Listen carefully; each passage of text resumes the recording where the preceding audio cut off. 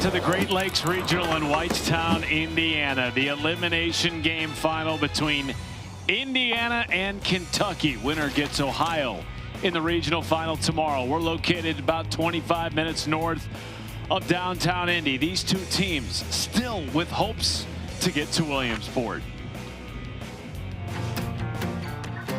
Williamsport.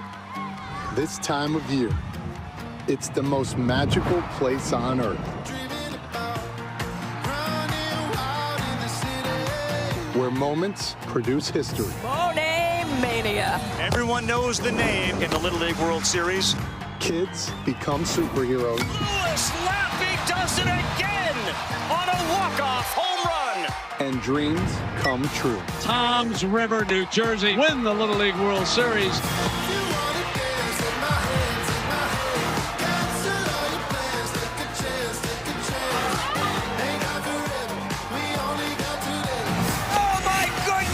What a catch! John! That's how you break out of that slump. Man, do I love Little League baseball. The ride starts now.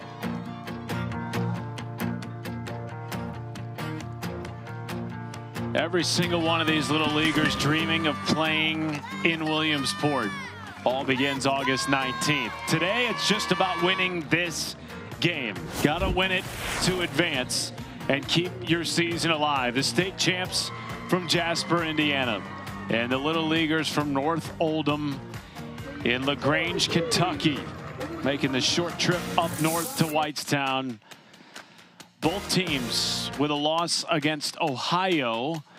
Both teams still with a chance to rematch Ohio tomorrow, 7 Eastern on ESPN2 for a regional championship. Hi again, everybody. Matt Schumacher alongside the former first-round pick Chris Burke. Two teams that are coming in a little bit different position, Berkey, but two teams that have experienced victory in this tournament, two teams that have experienced defeat to Ohio in this tournament. Yeah, two teams that know what it's like to face the team that looks like the favorite, but two teams that have shown us a high ceiling. Indiana played fantastic yesterday, 11 runs, 13 hits. Kentucky, 12 runs and a one-rule victory in their first game. So both these teams are capable. The question is, who can build some momentum today and give Ohio a good competitive game tomorrow? Because, boy, does that Ohio team look talented. They sure do. On Monday, Kentucky lost to Ohio, went 0 for 10 with runners in scoring position. That's maybe been their biggest weakness in the tournament so far. 4 for 19 with risk, but they're putting runners on and in scoring position, just haven't been able to capitalize. Used 6 pitchers. Indiana, meanwhile, has 4 pitchers that are ineligible today. So the whole pitching story will be very interesting for both teams. And of course, with a championship game on the line tomorrow, that will also factor into how much will you use those that are available today. Those are all concerns that these kids don't care about. They're just here having fun, trying to win a ball game. We'll have the first pitch coming up next. Take it back now, y'all.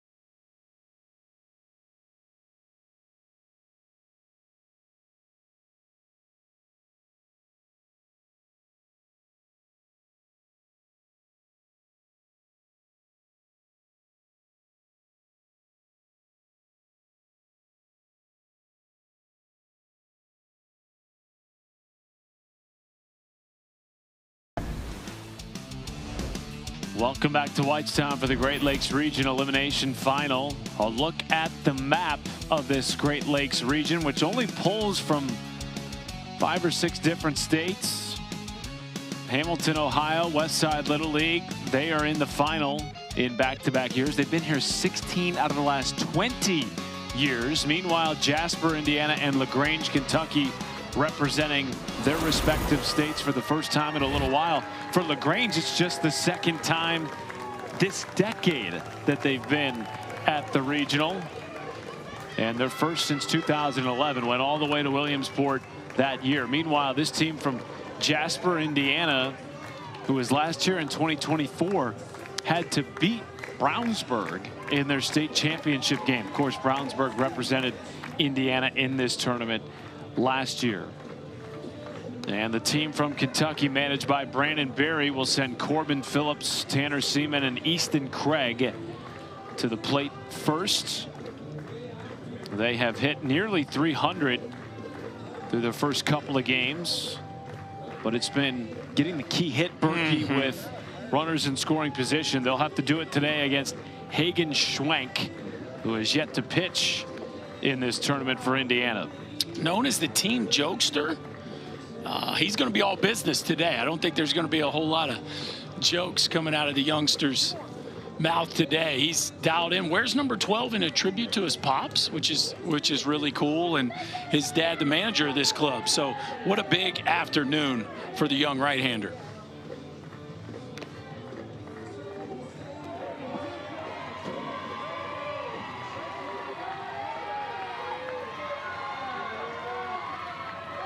Eric Brown, our home plate umpire. Phil Levike at first, Jeremy Oakley at second, and Larry Babcock at third. Good crowd on hand for 2 programs that are driving distance to Whitestown, Indiana. Trying to extend their seasons today and punch a ticket to the regional final. Oh.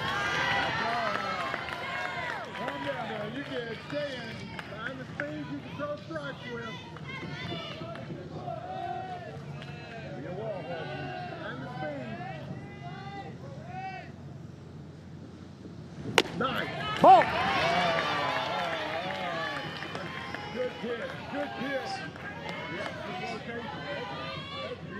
Corbin Phillips, maybe the fastest on the team, according to his coaches. Turns away from ball 3. Yeah, really athletic kid. Put some of that athleticism on display last night. Perfect leadoff hitter type. You feel like when he gets on, he can really create some chaos. And he gets on here to lead off the game with a 4-pitch walk from Schwenk.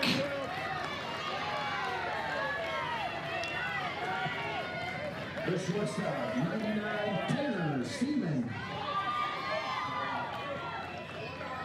Be ready, infield. Tanner Seaman looks at the 5th straight ball from Schwenk to start the game. You can see that ball running arm side, just maybe not quite throwing with conviction enough to get that ball down and to the glove side where he wants it. That was better there. There you go. That's the spot.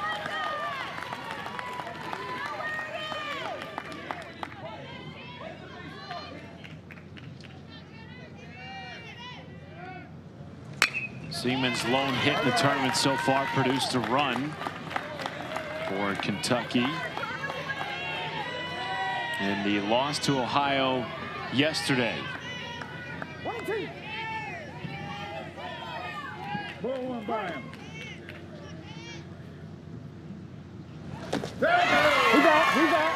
There's a strikeout from Schwenk, battling back after throwing 5 straight balls to start the game. 1 down in the first. Yeah, that's how you come back after a tough start. Make a couple pitches, settle in, and then how about a big breaking ball there? That is a nice pitch, just right down the middle, and then a nosedive as it gets to home plate. And that's the breaking ball they need from him if he's going to get deep into this ball game. All right. Stay in front of that, Hud. Good job. Be wall.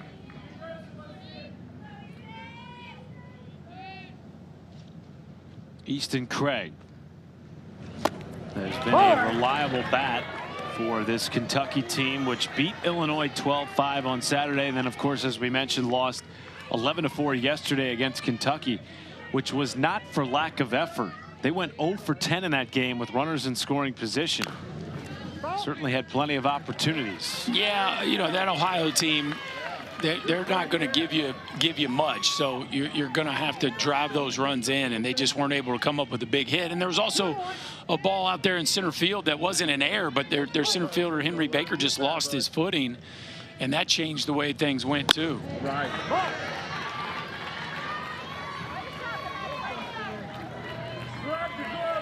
Craig himself had a monster postseason run for this group out of North Oldham Little League through districts and state play. There you go. Rolls it over to the left side, scooped up at third by Porter Seng. They get the lead runner at second base, 2 down. I think that ball hit his foot. Now, the problem is he ran. And the coaching staffs are bringing up, but it looked like that ball hit his foot.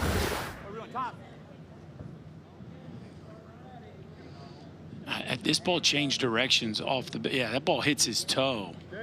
Stay on that rosin. And that's what Matthew Teague, the first base coach, Berkey, has asked the umpires to get together on whether or not that should have been a foul ball. You just can't run there. If you're Easton Craig, you got to start hopping up and down and grabbing your foot, especially once you see it went right to the third baseman. You mean sell it a little? Sell it. But yeah, even from my point of view, it looked like the ball changed directions.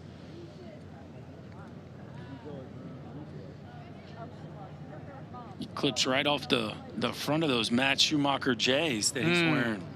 I know you got appreciation for those. He looks like he's already got bigger feet than I do. Let's see here. Yeah, that ball clips right off the top of his foot.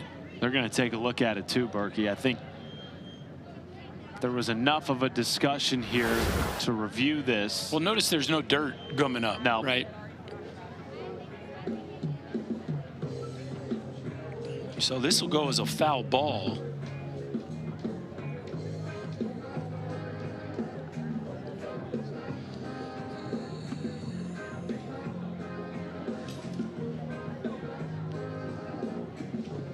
Well, Easton Craig's a guy that you give him one extra pitch to see, he can do something with it. Homered in the state tournament.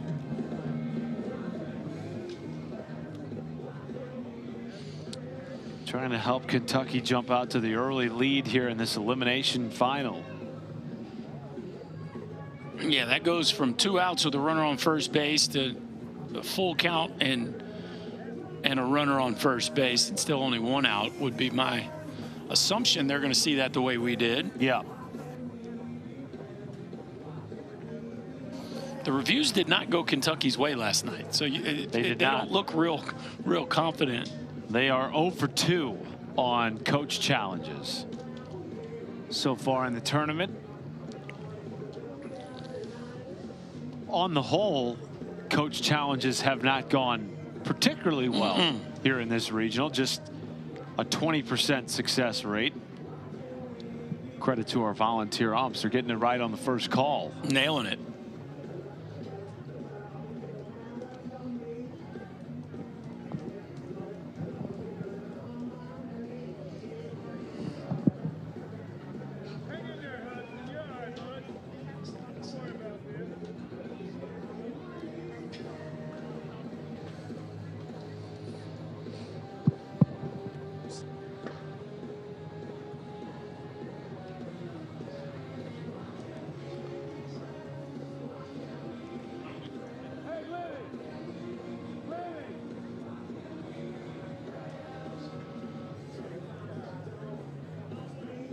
Again, call on the field is fair. And they're going to overturn the call to foul. Right call. So Easton Craig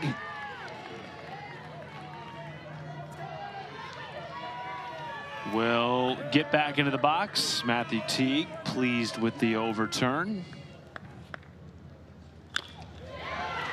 Craig, fly ball into right. Owen Vogler makes the catch on one knee. Okay. Back to where we started. That's right. The only difference is Easton Craig, I guess, would have been running. Instead, it's still Corbin Phillips, so they don't mind that. And now you got Henry Baker coming to the plate. 5'9", 125. He's responsible for Kentucky's only 2 extra base hits so far here in Whitestown. Couple doubles. Runner goes with the ball in the dirt. Throw down is late from Hudson Bauer. So Phillips now in scoring position. Remember, Phillips has wheels. You mentioned the extra base pop of Baker. Ball in the outfield. Maybe North Oldham Little League tests the outfield arms of Indiana. Oh, that catches Baker upstairs. And now 2 on and 2 out.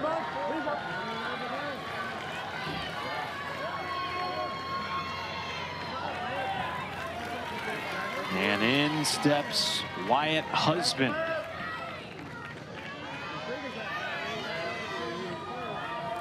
Drove in a run in their Saturday win against Illinois. Crowding the plate here.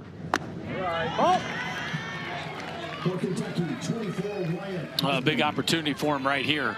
We've seen a bunch of runs, it feels like, in the first innings of pretty much every game we've done so far. And now Kentucky with a chance to build some momentum after a tough game last night. Nothing better than to get off to a hot start. His coaches call him the big bopper of this lineup.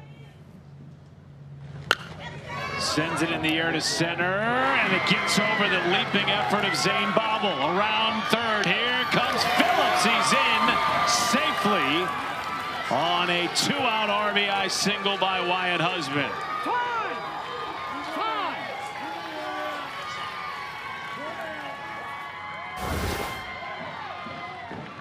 Well, this was one I thought Bobble had a chance to catch. Watch him call this. As soon as it's hit, look, he sticks his hand out. Like, now I don't know if he was feeling for the umpire, but it's almost like early he thought he was going to catch that ball easily. Watch his first couple steps. He sticks his hand out, almost like he was just calling the shortstop off. And then the ball, I think, carried a little further than he expected. Now the wind has picked up, and it's kind of blowing out towards center field, and that ball didn't miss his glove by much, but maybe carried an extra foot or 2 farther than he initially thought.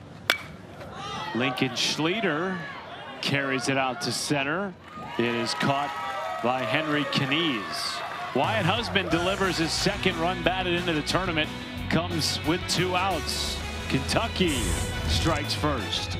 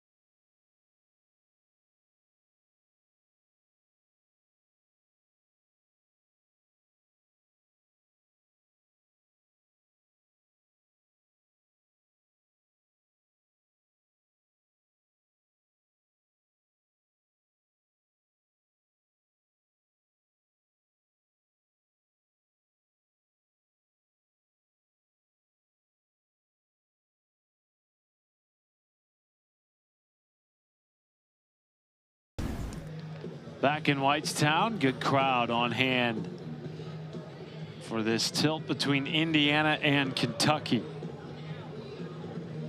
The club from Grange, Kentucky, up 1-0. And we have just been told that there is lightning within the vicinity, and so we will have a weather delay. Bummer. I thought you told us the weather was good. That was your job. You had one job. It all falls back on the play-by-play guy. So they're going to clear the bleachers and the dugouts, and we will have a stoppage of play here, middle of the first inning.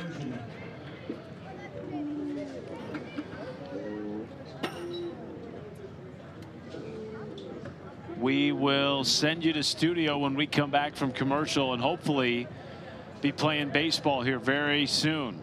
1-0 lead for Kentucky as we enter a weather delay in the first.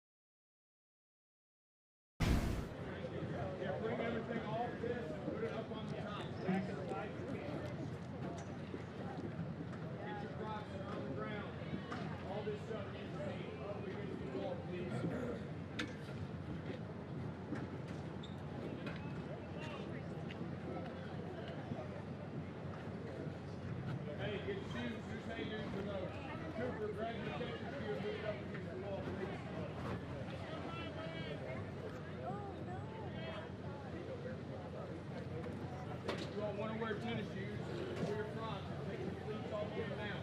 You need to hurry though, it's coming quick. Take your cleats off, put them up on top. We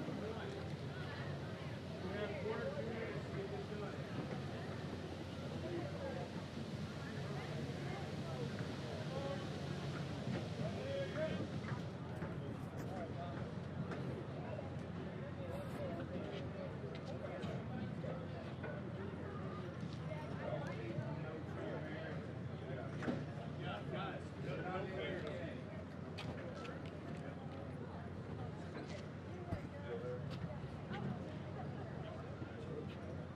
Good?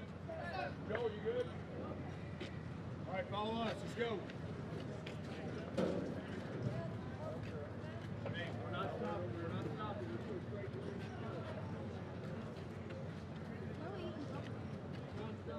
Here we go. Let's go. Going out this way.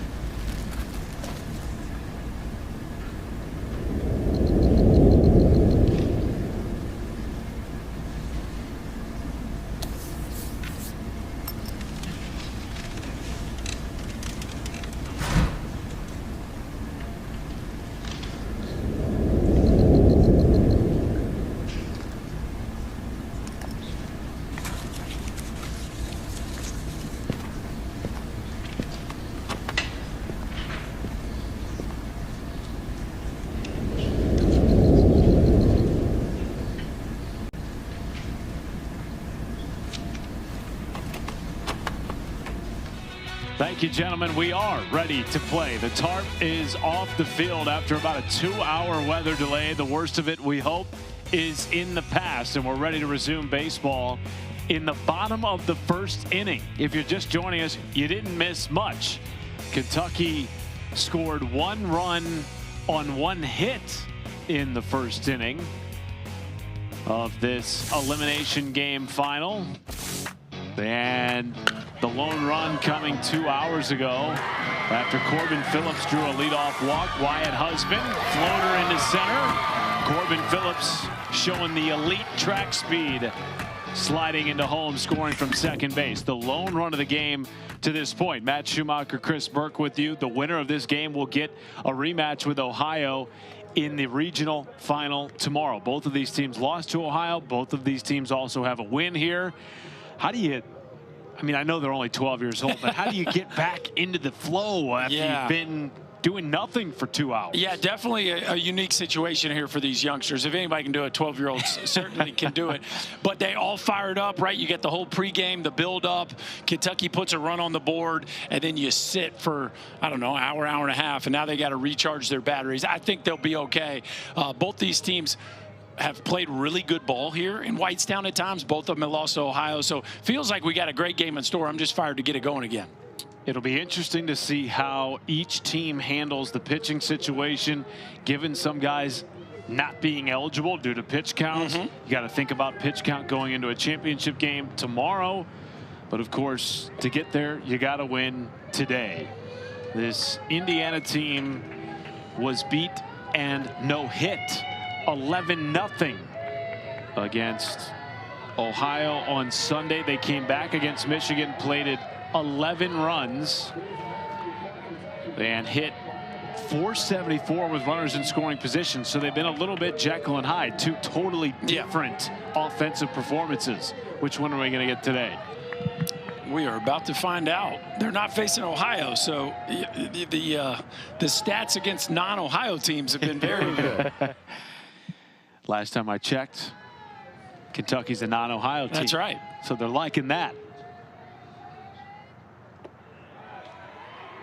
A strike from Easton Craig.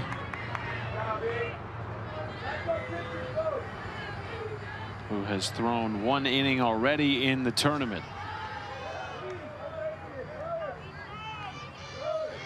Kentucky, too, struggled a little bit offensively against Ohio. They went 0 for 10 with runners in scoring position, so that seems to have been a theme in the tournament so far. Ohio 2-0 against these two teams. They await the winner in the championship game. Here's the 3-1, and Schneider draws a leadoff walk.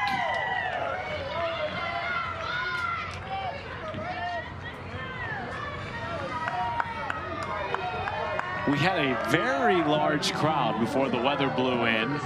Rain, wind, and lightning pushed them out, but we're getting the bleachers dry and clean so that the fans can return. Both clubs driving distance from Whitestown. Ball 1 to Porter Sang. Definitely some cleanup work that needs to be done. It was a legit storm that blew through here.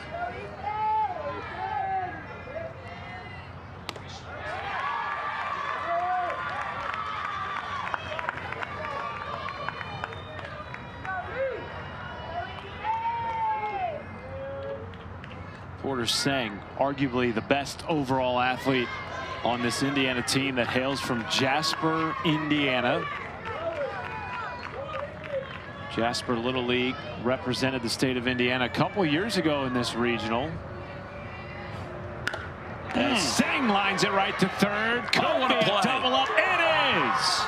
On 1 pitch, 2 outs, as Ethan Hodges flashes the leather and the arm in the hot corner. Boy, a ball that was absolutely smoked off the bat of Sang, but just bad luck as Hodges reaches up to make the play. Love the reaction and the arm strength to get it across the diamond. Zane Bobble to second base. Cleanly played by Cooper Berry. Easton Craig gets some help defensively, faces the minimum. 1-0 lead for Kentucky. We go to the second in Whitestown.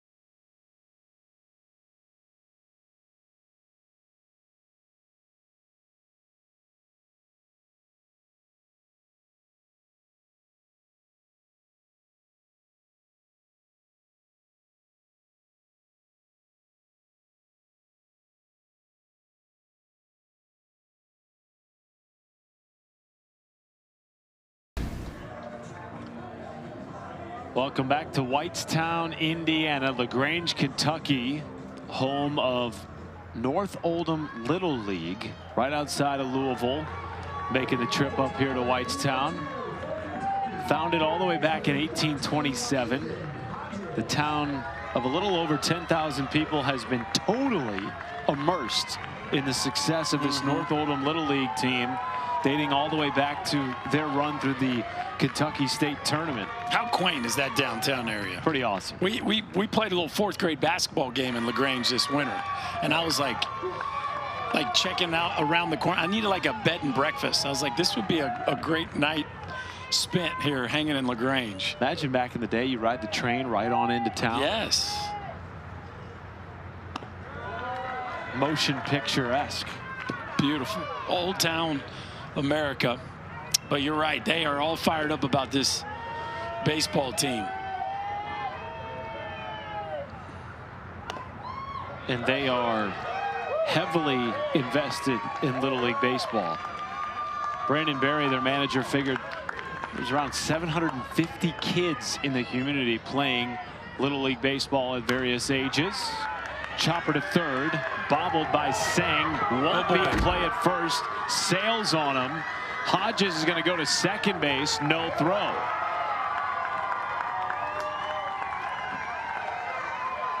Good base running by Hodges, who, remember, made that excellent play at third to double up Indiana last half inning. Yeah, he almost didn't take advantage of the wild throw, but a top spinner that kind of eats Sang up at third base, and then he makes the mistake of, you know, we bobble it and then we turn maybe one free base into two. Now a bunt will lead to a runner at third, and Kentucky with 60 feet away from adding to their lead here.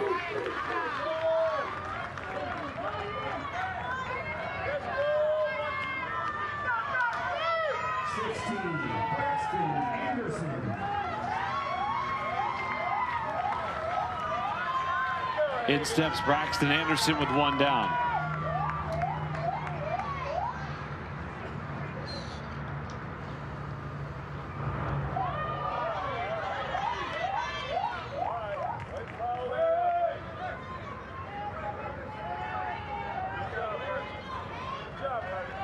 One for three so far in the regional with a run batted in.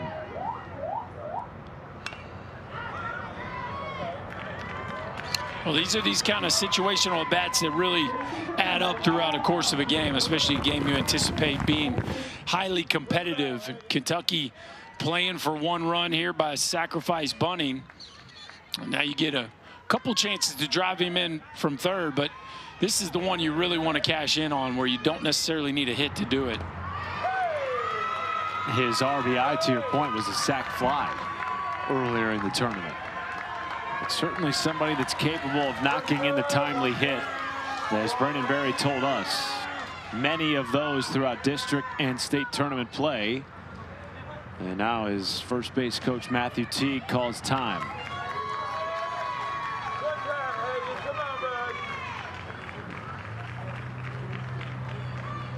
Speaking of investment in Little League, Matthew Teague, the son of Gary Teague, one of the assistants on this North Oldham Little League team. Gary's been coaching for 30 years.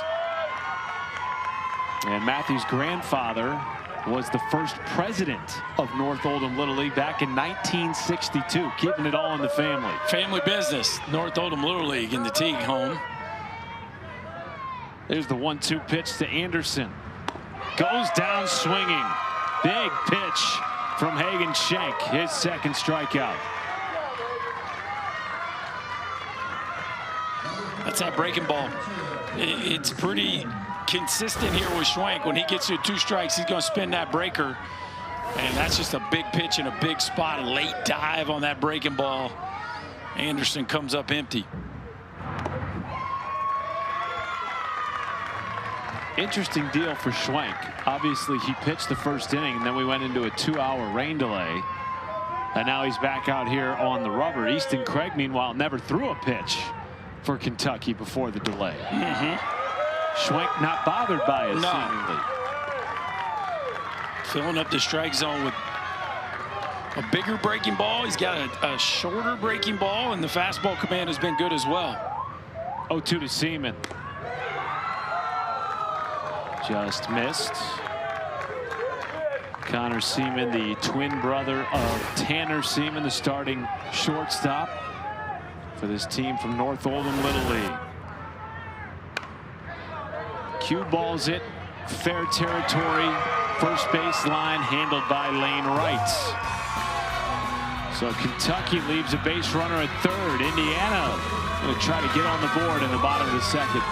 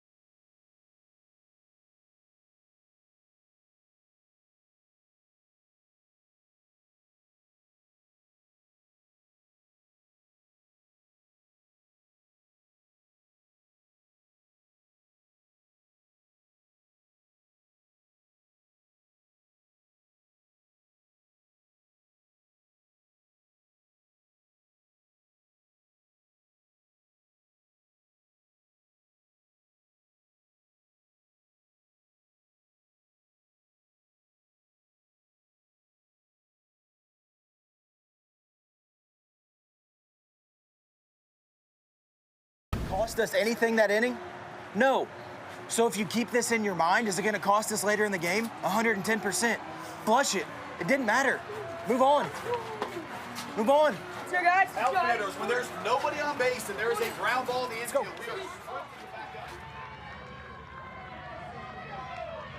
Craig Schneider picking up his third baseman, Porter Seng, after he bobbled this ball, but to Coach's point, that runner was stranded at third base, and Porter Seng has been so instrumental to this team's success in getting to the Whitestown Regional. Hudson Bauer rips it right back to Ethan Hodges. He's been active to start the game at third. Indiana team needs to work on their aim. They keep hitting rockets right at Ethan Hodges, and that clearly isn't working. Silly game, isn't it? Sometimes you hit a rocket and you get nothing, and sometimes you catch a ball right off the cap and get a base hit to the outfield. You just never know. First pitch to lane right is a strike. This Indiana team has had its back against the wall plenty of times en route to this game.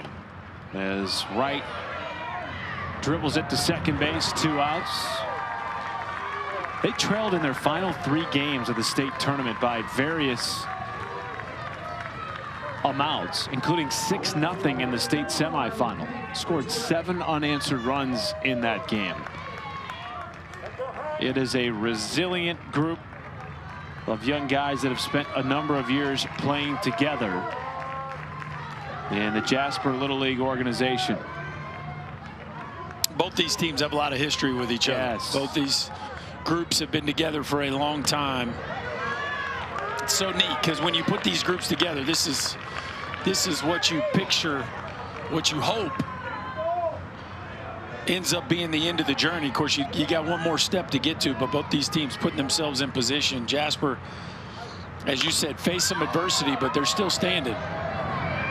Another quick inning for Easton Craig. He has faced the minimum through 6 pitches in the second inning. We go to the third in a 1-run game.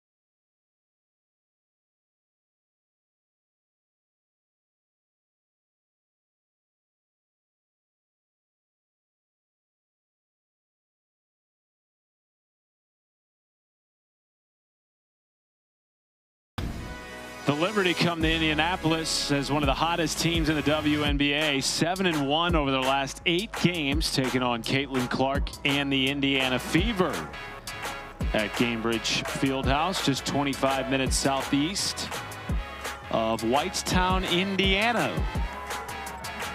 Think that'll be an easy ticket to come by? I don't think so. No. I mean, you live in the area. Is it easy to get tickets around here? If you want to be on the floor, you're spending $500 plus. That's it. That's it. You think it was like that 5 years ago? No. 2 words. Caitlin Clark. She's good for business, I hear. You could say that. You could say that again.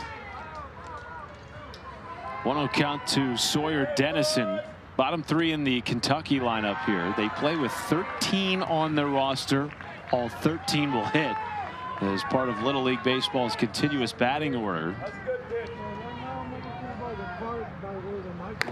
How about when Skeens made a couple starts here? Was that had to be a hard ticket to come by? But at the same time, it's minor league baseball. You know, ticket prices kind of have their sure, ceiling. of course, yeah. But Indy's, I mean, obviously, Skeens came for a second, was gone. Caitlin Clark's now, you know, the face of the town. But he was here for literally the snap a blink. Of a finger. Yeah, a couple starts. Everybody kind of knew what it was. Dennison draws a leadoff walk. When you post a 0 ERA over a couple of appearances, the big boss decides, yeah, I think you're ready. Ready for the show. He's had a decent start to his career.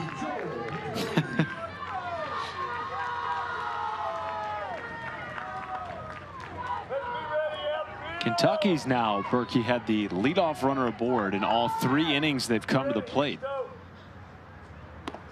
Joel McCone Jr. now trying to do some damage.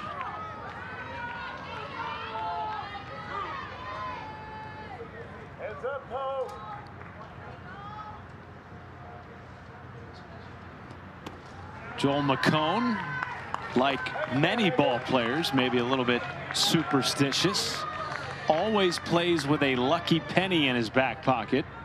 He was kind enough to send us a photo of said penny. But that's not where it ends, Berkey.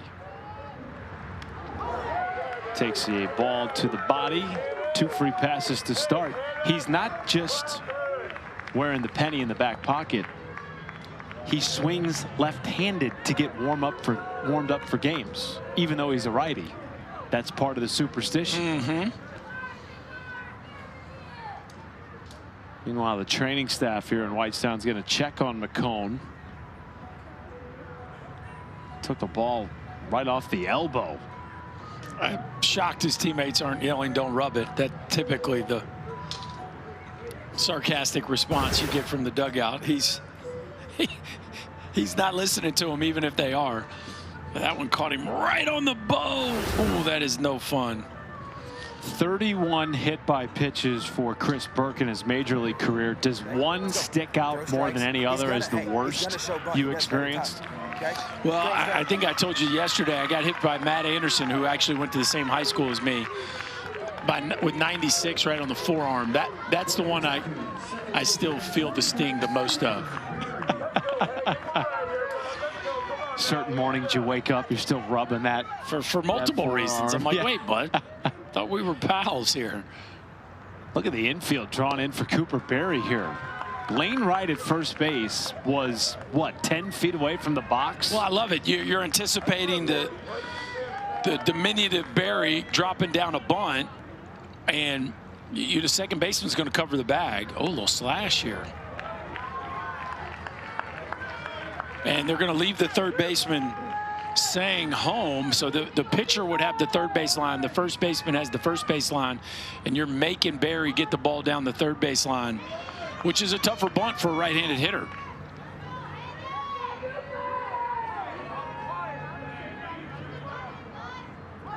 Looks like he's going to slash again.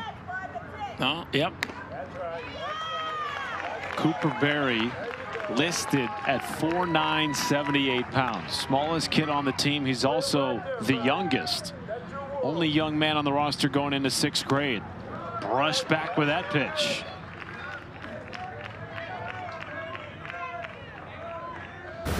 Now see what they do here. 3-1. Do they leave the bunt on? This one coming right into your living room right there, Coop. They do leave it on. Didn't pull back in time. Strike 2.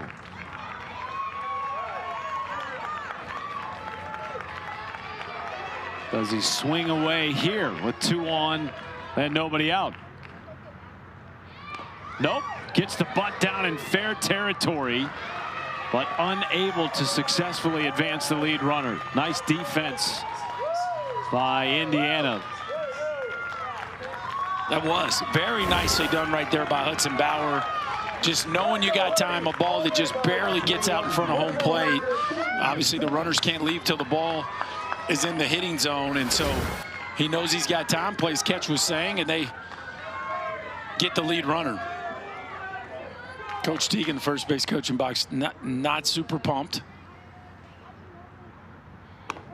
I think that was just better defense beating good offense. I mean, in a perfect world, that ball gets to the grass at the minimum. You'd like to get it about halfway between the mound and the plate, somewhere in that neck of the woods, and that makes it a very long run for the catcher. And at that point, he probably can't get the lead runner. Doesn't even look at the lead runner at that point. So anytime you bunt one that stays in the dirt, you're always at risk of not getting the guy over. Back to the top of the order here for Corbin Phillips. Came around to score after a leadoff walk in the first. Shoots this foul.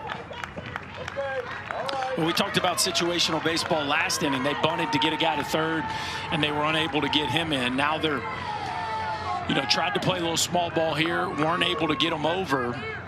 Now they are back to the top of the order, so hoping somebody can come through with a big swing of the bat. So far, Kentucky, even though they lead this ball game, have missed a couple chances to maybe add on.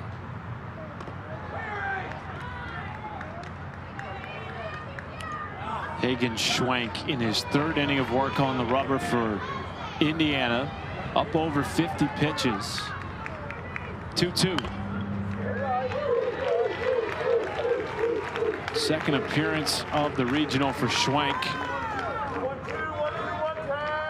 But this is his longest outing by far of the two.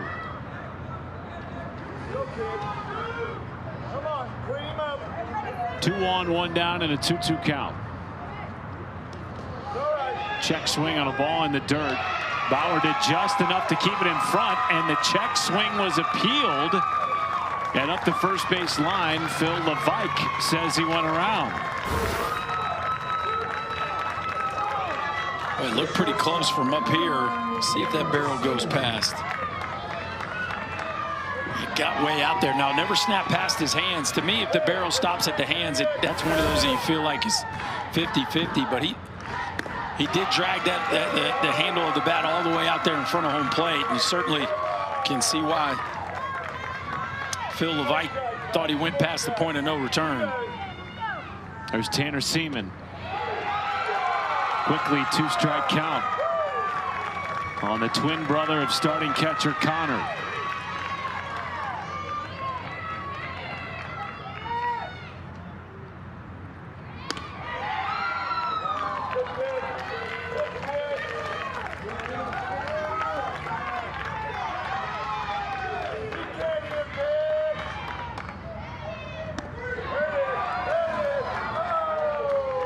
Well, this Jasper crowd is into it right now. They are smelling another inning where they leave runners on the bases. One pitch away here. Schwenk's 2-2. Rolls to the shortstop. Easy tap of the bag to the force out. And again, Hagen Schwenk leaves a pair on base. Now 5 left for Kentucky, carrying a 1-run lead into the bottom of the third.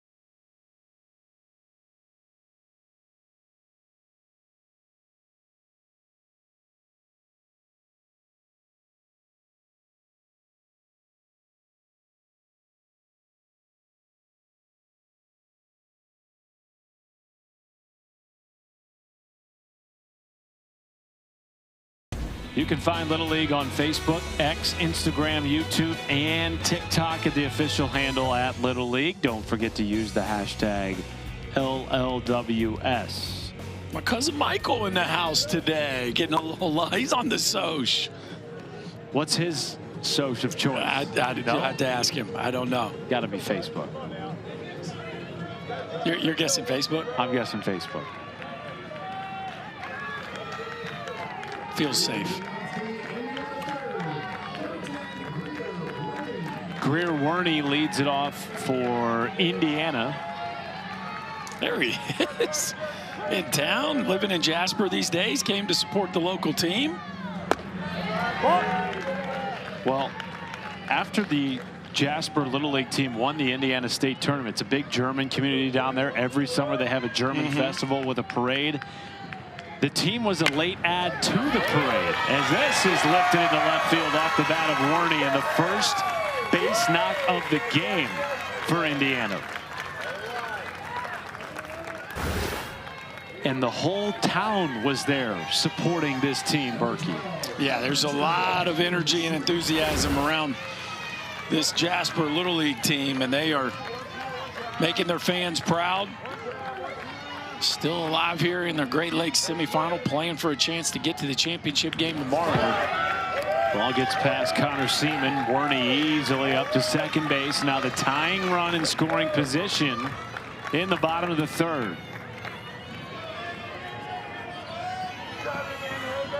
Hagen Schwank trying to help himself out.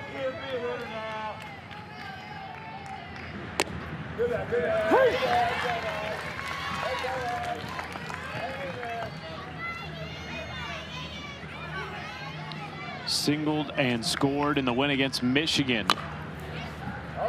Punching Indiana's ticket to the elimination final here today against Kentucky. 1-2. All right, Coach, I see your hands in the third base box. Greg Schneider catch and rip it.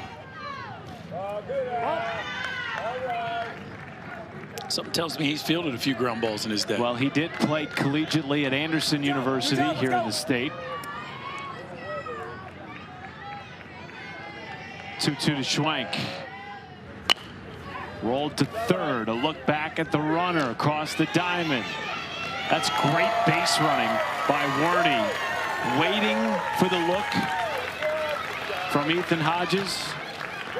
And taking third base after the throw was released. Yeah, that's just good anticipation right there. The defender's in a tough spot because Werney's not far enough off the base for Hodges to be able to throw to get him out. Watch, Hodges is going to take a peek, and he knows he's got to go ahead and get it to first base.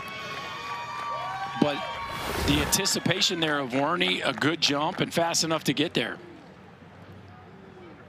Mound visit here for Matthew Teague.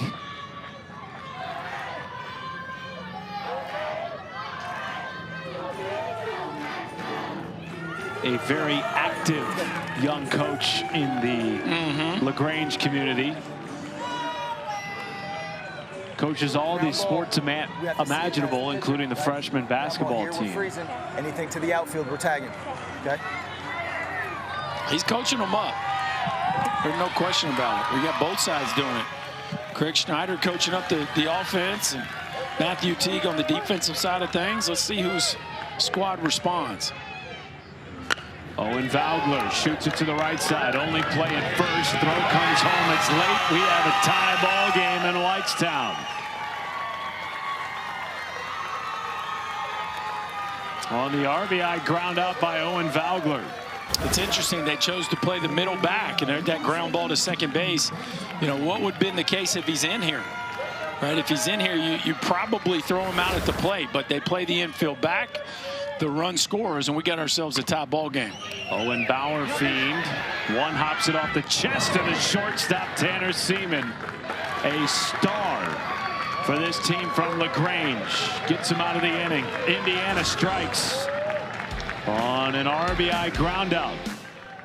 Sometimes you got to use your body here, Matty. Chest it up and then rip it across the diamond. Well done, Mr. Seaman.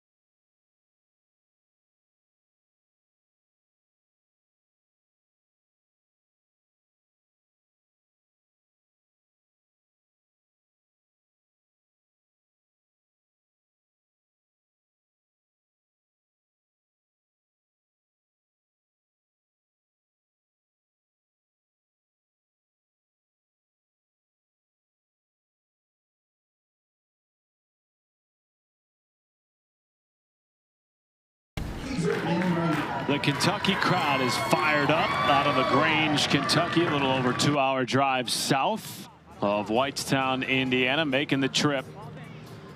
Just the second time North Oldham Little League has represented the state of Kentucky in the regional since at least 2001. The only other time was 2011, Berkey. They made it all the way to Williamsport.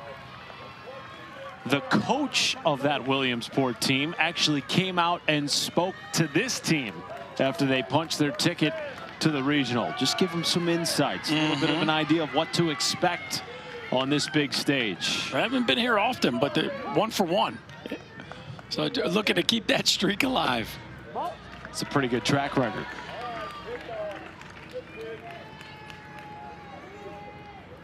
Griffin McClarty was the star of that 2011 team representing Kentucky.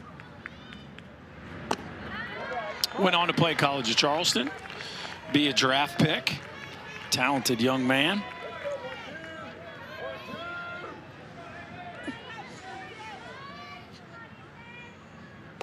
Now this group of youngsters from the 2026 North Oldham Little League All-Stars trying to etch their name in the history books. 2-1 count to Easton Craig.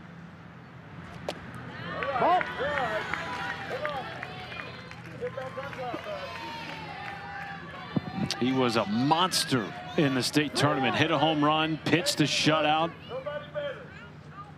And his team won the North Oldham Little League regular season championship. Sends this in the air to right. Vogler makes the catch, one away.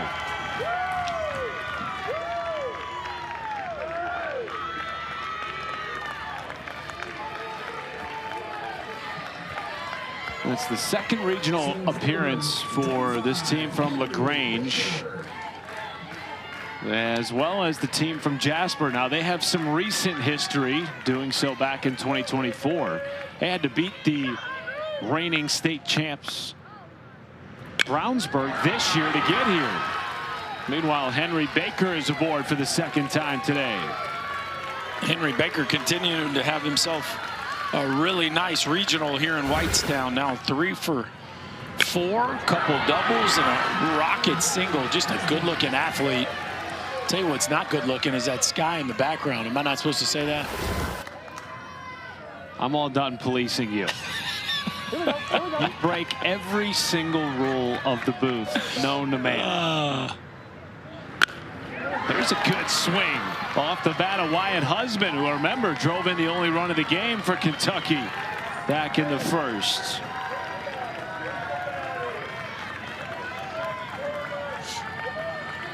He can do it all. He can swing the bat. He can drive the tractors and the combines at K Woodland Farms, owned by his parents, Christy and Wes. Word is he can cast a line with the best of them, too. Avid outdoorsman, one might say. A lot of these guys are on both rosters. Saw a lot in their questionnaires about hunting, fishing, paintball, farming. That too. That ball went off the catcher's glove. First base. It's going to be a catcher interference on Hudson Bauer. That was bizarre. It was hit. The glove fell off. The ball rolled into fair territory. Here's another look at it. Oh, yeah. Catcher's interference there. So it results in the bases loaded and only one out for Ethan Hodges.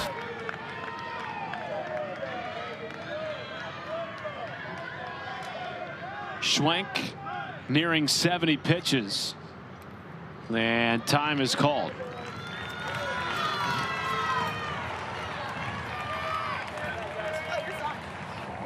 Hey, we're good. You throw strikes, he's going to give us a ground ball here. Okay? Corner infields, we're going for. Okay? You guys? Yes, even with the bags. Okay? You're going for. If he bunts, I'm going for it, sir.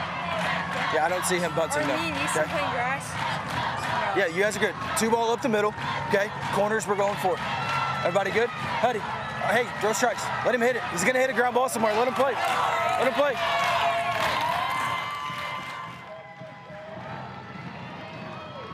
Yeah, they're going to play middle back, corners in. We've seen a lot of coaches go with this strategy. Again, you see it a lot at the higher levels where maybe double plays are a little easier to turn. Feels a little riskier here at the Little League level. To me, when you get in these situations, it's always about the what are you willing to give up? What are you getting for what you're willing to give up?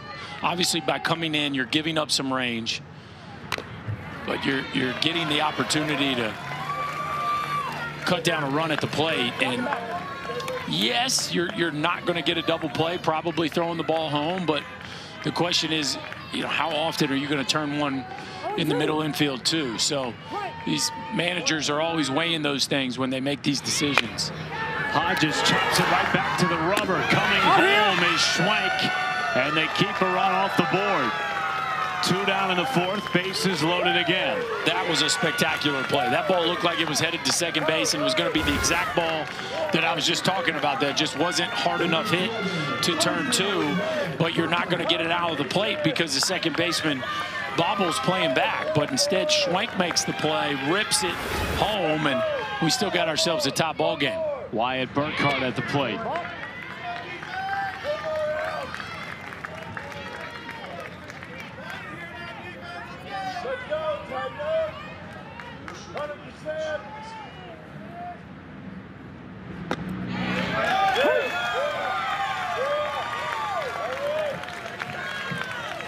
Schwank's been able to dodge a bunch of bullets here so far. Does he have another one in him? Burkhardt loves playing Little League for North Oldham because Mr. Brad's Cheeseburgers. And Mr. Brad got a lot of love yesterday after that graphic. Rightfully so. Rightfully so is right. There he is. He's back. Chopper, left side, could be a tough play. Easton Schneider makes the easy one, flipping it to second. Again, Hagen Schwank, Houdini, gets his way out of the bases loaded jam. 1-1 game as we go to the home half.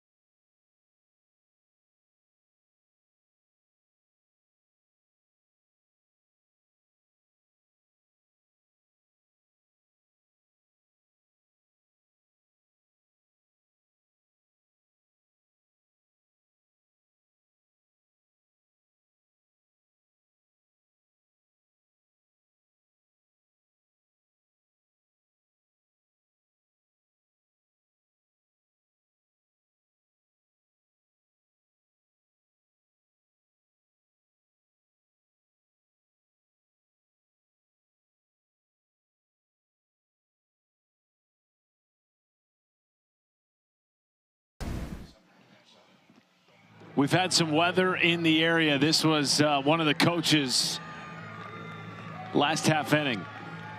Hey, Phil, I have a feeling we're going back in a weather delay. No. No. No. That's above my control, man. I need to turn off the weather radar and let's go. Yeah, get out the wiffle ball bats. Craig Schneider voicing his displeasure with the idea that we might go into yet another weather delay. Just decline it. We'll pass. To which the volunteer umpire said, that's above my pay grade, which is an all-time line. Yes.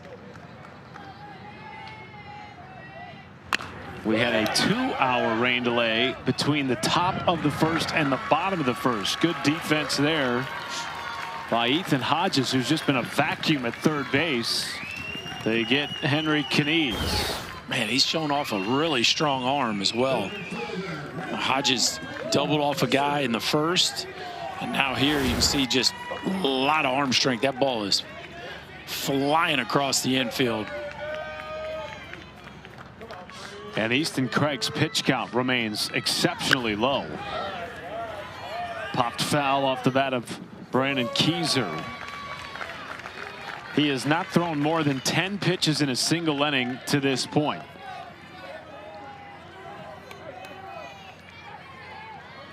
Just the one hit allowed and the one walk to lead off the game by Easton Schneider. He awaits on deck.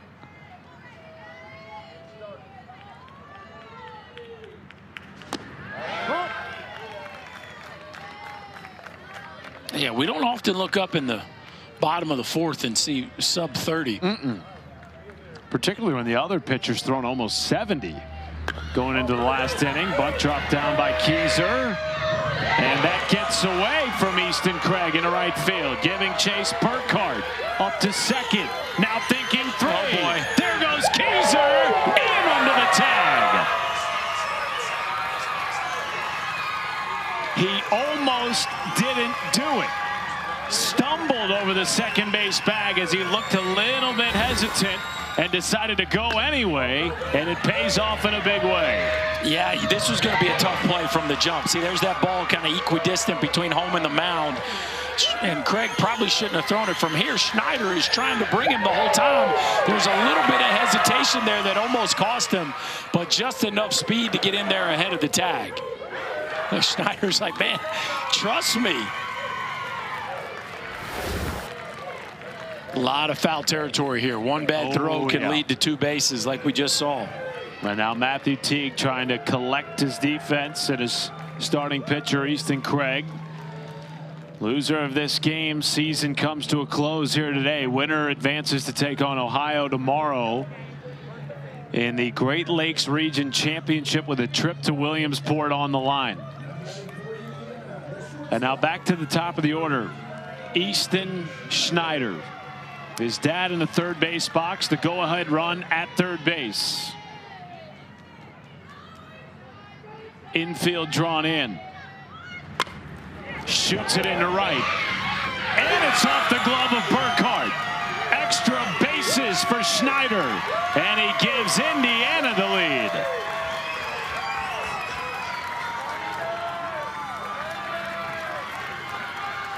Boy, Wyatt Burkhardt's beating himself up out there about it, but man, he did everything right on this ball and just couldn't quite finish the catch.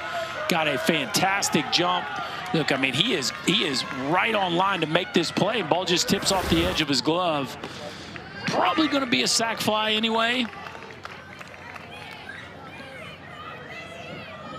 Now some insurance in scoring position for the meat of the Indiana lineup. Ball gets through the 5-hole of Seaman. Going to third behind the throw is Schneider. Well, the free bases are adding up right now.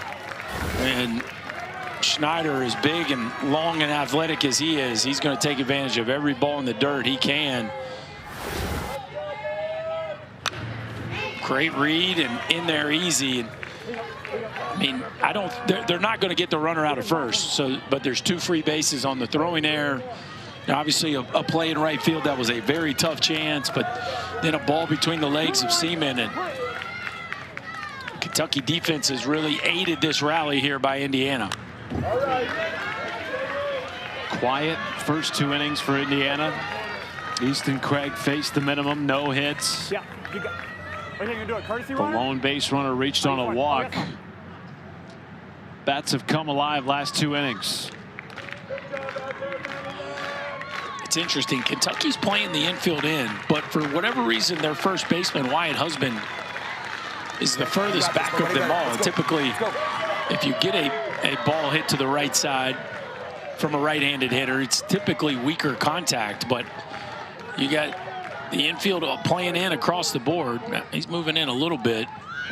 Porter sitting into left field, drops for a base hit, gets past Corbin Phillips. One run is in. Seng going for three. In safely. And drives in another for Indiana. I tell you what, the speed of Jasper is on full display in this inning.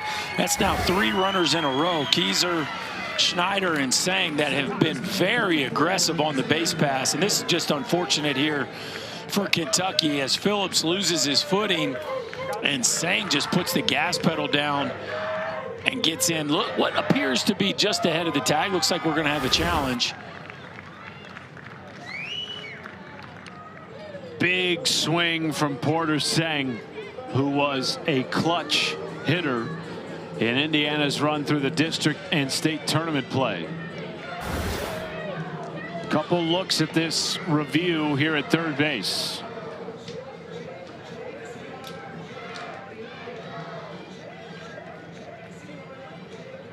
Yeah, it looks like that right foot is on the base before the tag of Hodges is applied to me. Yeah. I think that call will stand.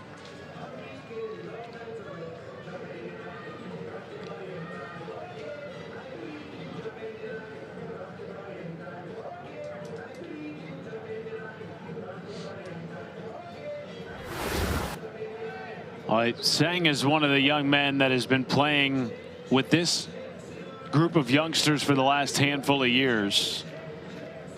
Lost the state championship at 10U. Then Seng hit a grand slam last year to help them win the 11U state championship. And this year he pitched a complete game in the state championship game against Brownsburg, who represented the state of Indiana in this regional last year. Comes up with another big moment for Jasper Little League. Well, you said it first time he came up, just an outstanding athlete, and not only does he have the athleticism, seems like he's got a flair for the moment as well. I love the confidence he showed right there, just running right in the left fielder Corbin Phillips' face, just daring him to throw him out. Phillips made a good throw, but Seng just too athletic. Lengthy review here. Want to get it right on the field. Again, the call is safe. Not sure either of us, Berkey, saw anything definitive that would overturn that call. And assuming it stands, Indiana still in the driver's seat here. Middle of the order still to come. Only one out and a runner at third base. This was a team that just a couple of days ago was no hit and shut out in run rule fashion by Ohio. 11-zip. Come back and score 11 runs in a must-win game against Michigan, and they do uphold the call. Their bats again today, after being held quiet in the first 2 innings, have come alive in a big way, particularly here in the fourth. Already 2 runs across in the inning as Zane Bobble comes to the plate. Infield still in for Kentucky.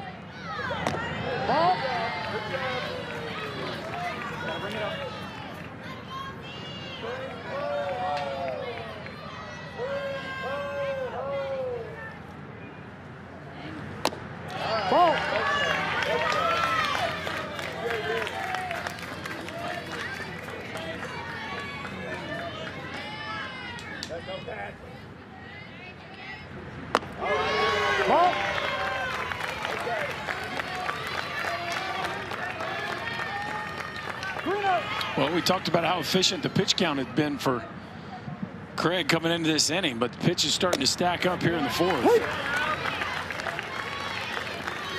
He had 25 pitches coming into the inning. His 14th here of this inning. It is drilled to the left side. Seng scores on an RBI single by Zane Bobble. 4-1 Indiana. Well, and you could argue that the biggest difference in this ballgame so far has been the situational hitting by the boys from Jasper. Every time they've had a runner on third, less than 2 outs, they've been able to drive that runner in. Kentucky can't say the same thing, and because of that, it's a 3-run differential for the boys from Indiana.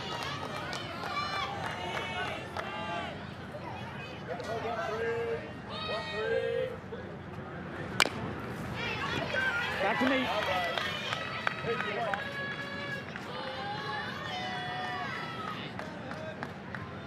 Their hits have had eyes, in the words of Chris Burke, over the last 2 innings.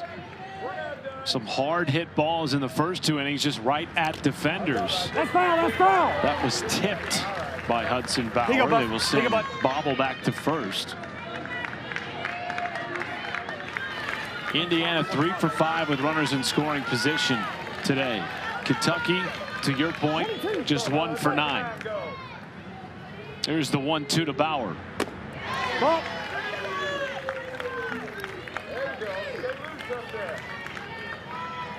Back, up the middle. Stay back, up the middle. Bauer goes down swinging. Second out of the inning. Well, that's just a beautiful pitch right there by Easton Craig.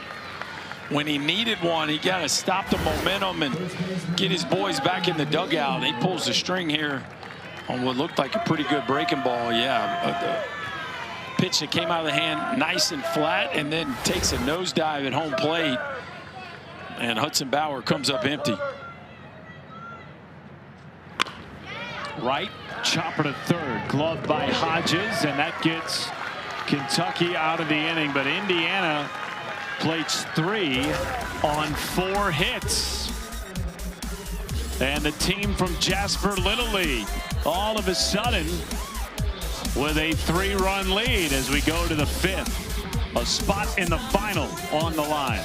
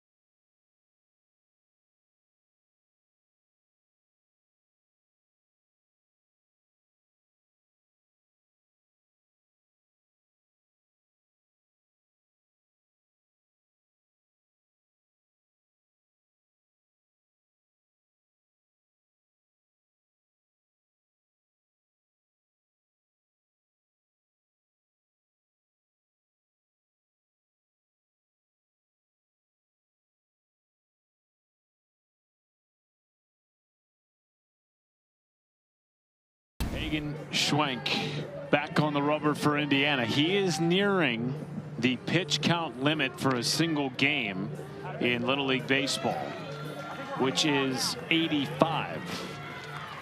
He enters the inning with a pitch count of 75, according to the scoreboard here in the stadium. How deep can he go?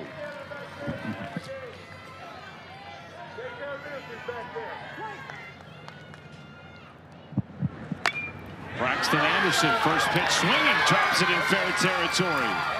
Good piece of hitting by one of Kentucky's extra hitters. Well, just when they needed a little something to feel good about here in the top of the 5th. You're down to your last 6 outs, staring the end of your season right in the eyeballs, and you need something to feel good about. That'll get it going.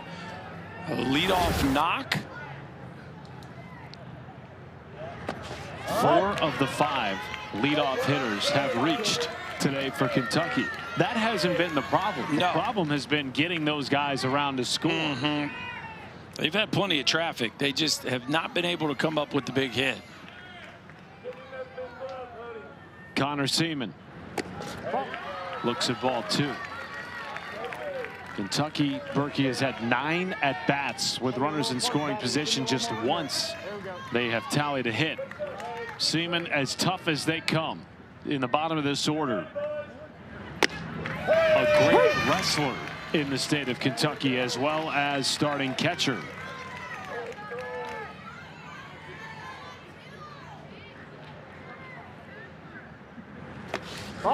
His brother is the bigger of the 2. But they say the younger, or the excuse me, the little one's got some feistiness to him now. The wrestling would make you agree with that comment. That's not a fair fight. I don't mess with him. Oh, eats that one, and seemingly not phased at all. No. In fact, that pumped him up. Oh yeah. First of all, he didn't even think about moving. Didn't even think about getting out of the way. Watch my man here. Just statue take right there. Beautiful. Now and then he goes to first and starts pounding his chest, making every wrestler that's played baseball very proud right there. Represent. Well, here you go. If you're Kentucky, first and second, nobody out. Again, they've had this situation a couple times. Tying run at the plate with Sawyer Dennison, and time is called here by Coach Schneider. You're good. You're good. You're good. You're good. You're good. You're good. That'll do it for Hagen You got us Schwenk. through four full innings. We will right? step aside 4 full innings. during this break in the action. Big moment here for Kentucky with nobody out and 2 on.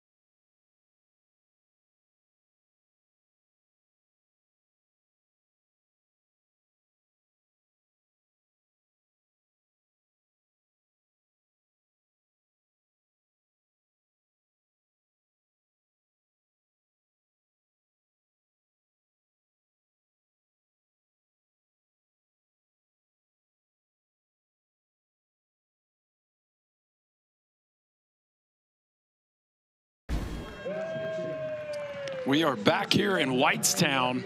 Pitching change after Hagen Schwenk did a heck of a job. He now goes to second base. 4 innings, 4 hits. Pitched around a whole bunch of traffic, and it wasn't perfect, but it was a fantastic job of limiting damage and getting them deep into this ball game.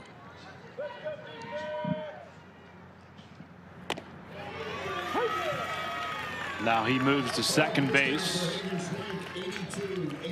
as Bajorek comes in to pitch for Indiana. Tough spot with 2 on and nobody out. 1-1 to shortstop, off the diving mitt of Schneider, and it trickles into shallow left.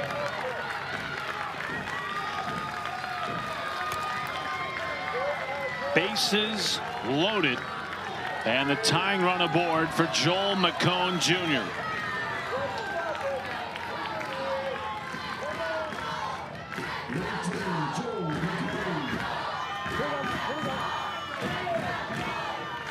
Getting kind of interesting around here, Mr. Schumacher. McCone with a pair of singles in the tournament. Has yet to drive in a run for a Kentucky offense that was batting near 280 coming into the day, but struggling with runners in scoring position. No moment bigger today than this one. 0-2.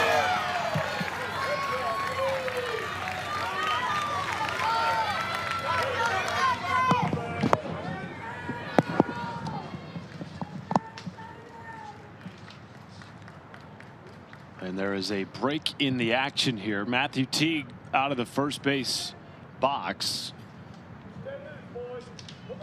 Apparently wanting some clarification about something from the umpiring crew.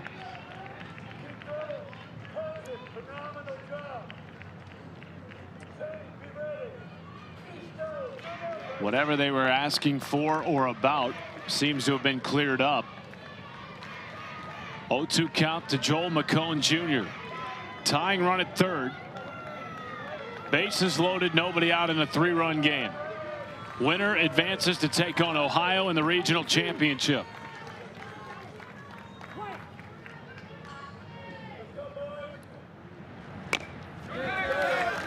Well, it looks like they're going to have to deal with that breaking ball here. But Jork just keeps spinning that thing in there. Tough matchup here for the right-handed hitters of Kentucky that we've seen here lately, just to let that ball travel and not get out over top of it.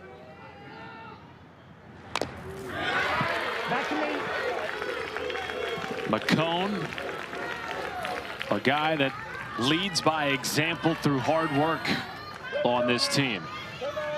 They have nicknamed him Cap, or Captain America. Trying to come through in one of the biggest moments of the tournament for Kentucky. And McCone delivers a rocket to third. Well played by Porter Sang, knowing exactly where he wanted to come with the ball. And I beg your pardon, that was Zane Bobble moving over from second to third. And here we are again, Matt. Just the inability to get a runner in from third, and you got to give Bobble a bunch of credit right here. Not only is that a hard play, but then you got to make an accurate throw to home plate under the stress of that runner bearing down on your catcher. And looks like we got another weather delay, which thwarts this Kentucky rally, but it's been incredible how Indiana has been able to work around traffic so far to this ball game.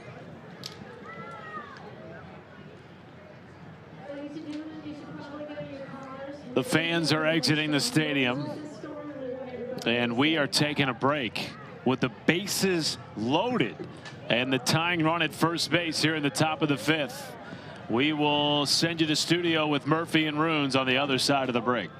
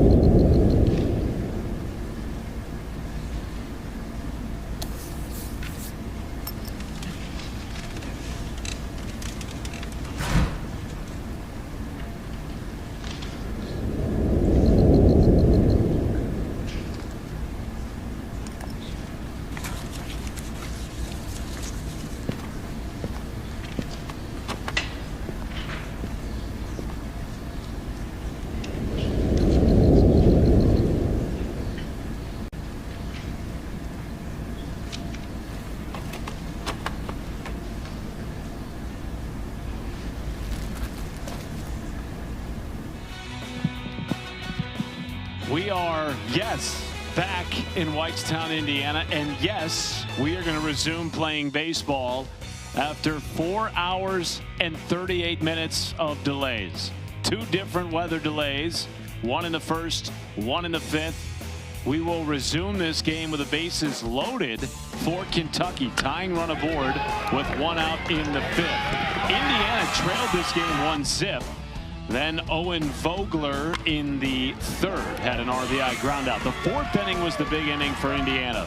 Easton Schneider, RBI double. Porter Sang, RBI triple. Zane Bobble, RBI single. All came with 1 out in the fourth. And they took a commanding lead. Then the rains came, the lightning struck, and we have just been hanging out in our broadcast perch ever since. Matt Schumacher, Chris Burke, former first-round pick. We're ready to resume some ball.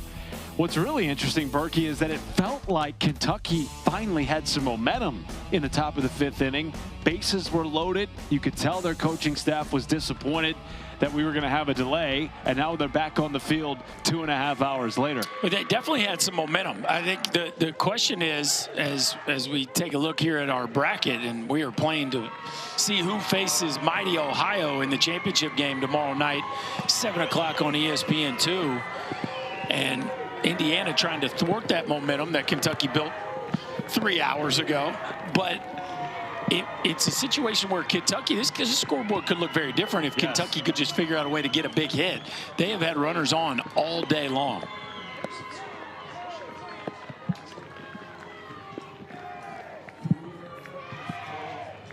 They are just 2 for 11 today, Berkey, with runners in scoring position. And in their loss to Ohio yesterday, they were 0 for 10 with runners in scoring position. It's a team that has certainly put pressure on opposing pitching and defenses.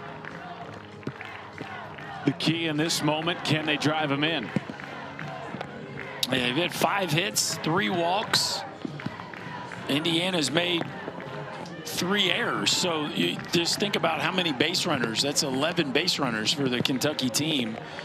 And yet just 1 run across. And yes, it is currently raining pretty steady. It is a monsoon around the stadium. But at some point, you got to play ball. There's a championship to be won tomorrow, and one of these teams is intent on being in that championship game against Ohio. And if you're Kentucky, you just have to put the ball in play here. These are very difficult circumstances to play defense in. Hank Bajorek is on the mound for Indiana. The son of manager Matthew Bajorek for this team from Jasper Little League, taking on the North Oldham Little League All-Stars, the state champs from Kentucky. And the first pitch on the reset is a strike to Cooper Berry. This is manager's son versus manager's son, and arguably the biggest moment of the game to this point.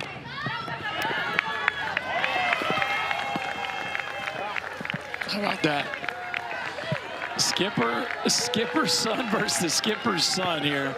And it is wild. As much as it's raining, as long as the delay has been, you got to keep reminding yourself it's 4-1 with the bases loaded, and there's only 5 outs left, and they're playing for a spot in the finals here. Time called as Hudson Bauer, the catcher, gets his gear situated. Tying run at first base. 1 out, 0-2 count.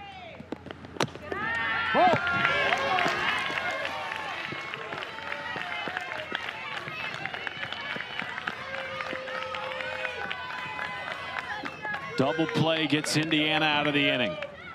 1-2. Berry pops it, foul territory, playable. Right, makes the catch.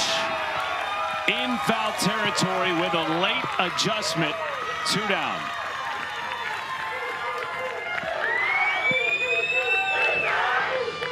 Well, the story continues. Kentucky just surging for that big hit. And now as they flip to the top of the order, I mean, where else would you want to be looking for a big knock? Corbin Phillips. Reached on a leadoff walk, came around to score the first run of the game. That was all the way back in the first inning. 6 hours ago.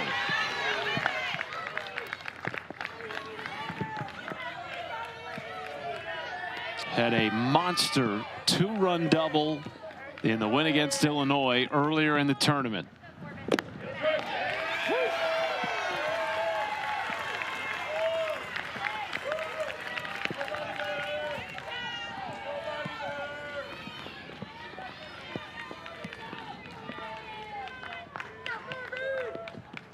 One to Phillips. You know, Bajorek wants to throw that breaking ball. We saw it a little bit before the rain delay, and we've seen it already since he's returned. It's not an overwhelming fastball, so he's got to be able to land that breaker. Phillips in the air to left. Could go. Gone! Kentucky leads. Unbelievable.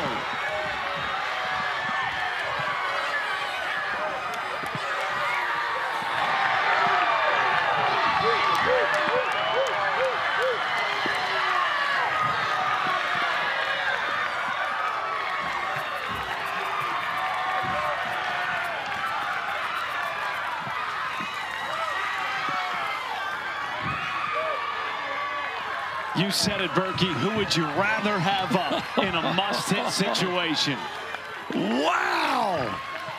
Are you kidding me? A salami to put the boys from LaGrange on top. Hey, we got ourselves a brand new ball game.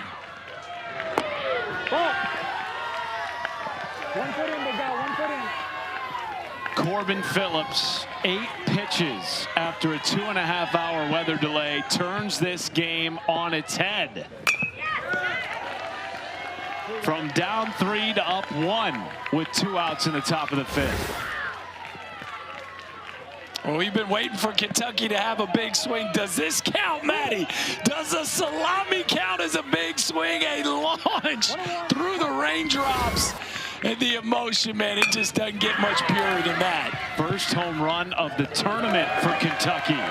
On a ground out to second base, the team from LaGrange carries a 1-run lead into the bottom of the 5th. Don't go anywhere. More juice coming your way next.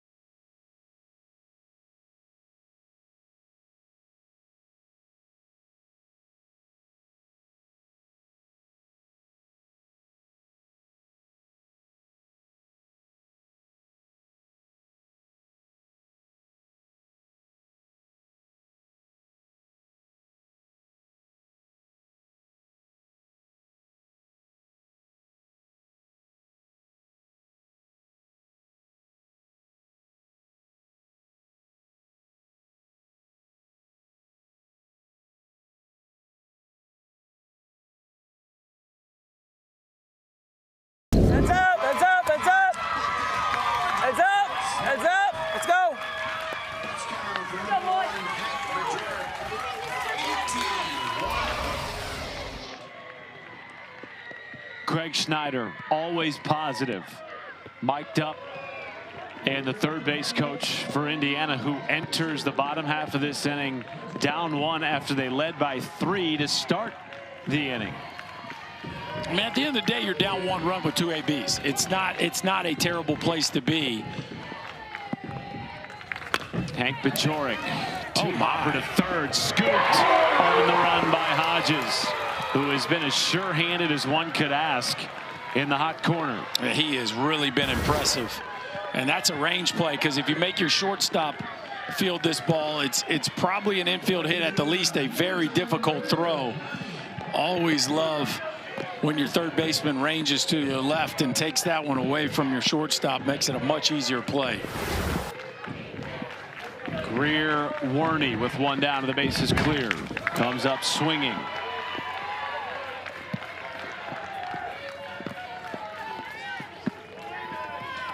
Easton Craig is still on the bump for Kentucky, where he's been on and off for the last 6 hours. And in a great position. At 1 p.m., Berkey. Yeah, that's right. But he's in a great position pitch count-wise. Now, it's over the course of 6 hours.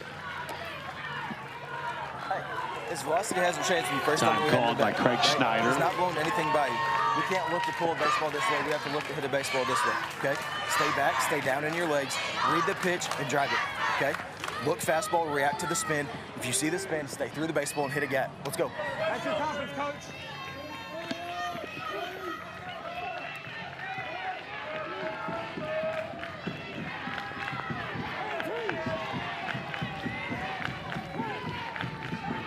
Oh, 2. Foul tip into the mitt of Connor Seaman, 2 down.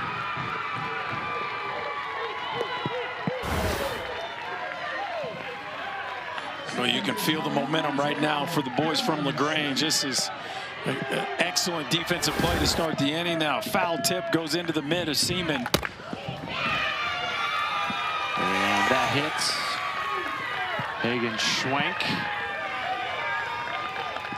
Something to break up the momentum a little bit here for Indiana. Now Owen Vogler will come to the plate. Already has driven in 1 run tonight. Caught the brim of his helmet.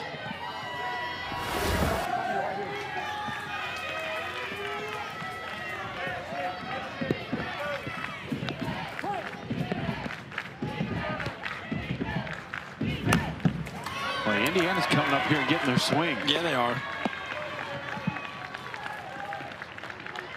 And, you know, we're down here at the bottom of the order here at the 9-hole, 9, 10, 11, 12 here. Obviously, they would love for the top of that order to get another chance in the 6th. Line drive down the right field line and fair. Both runners are safe. Tying run in scoring position. Well, that's a huge swing. You not only put the tying run in scoring position, but again, you're 1 hitter closer to the top of the order, and now you assure yourself that Easton Schneider will come up to bat in the 6th. This is just a bullet to the backside. Line drive right over the first baseman's head. Ball 1 to Owen Bauerfein, seeking his first hit of the Whitestown Regional.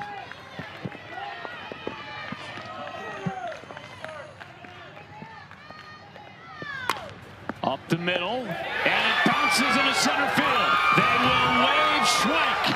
Throw comes home, it's high. Tie game in Whitestown. On an RBI single with 2 outs for Owen Bauerfein. What a time for your first hit of the tournament. 2 outs and nobody on. Hit by pitch, single, or just like that. The boys from Jasper tie it up. Man, is this enough drama for you right here? The backhand goes under the glove of Barry, kicks off his shoe right to Henry Baker, who makes a strong throw just a touch high.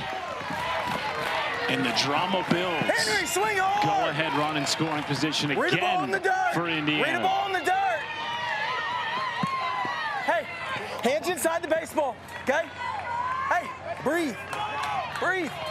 We're good, okay? We're good. Breathe.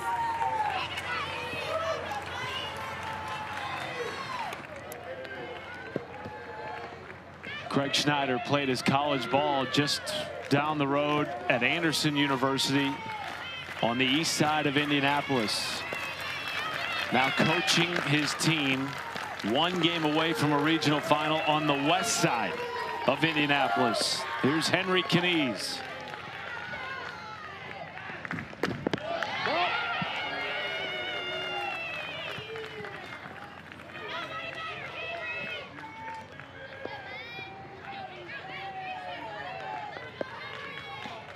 One-0. It's a good swing there from Knies, a little bit early. Yeah, the bottom part of this Jasper lineup looking very comfortable here in these at-bats.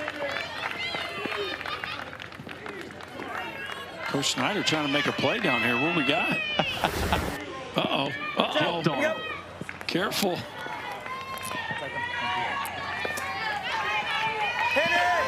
Happy birthday. Let's do it. Let's do it. Looks like he can still play a little bit.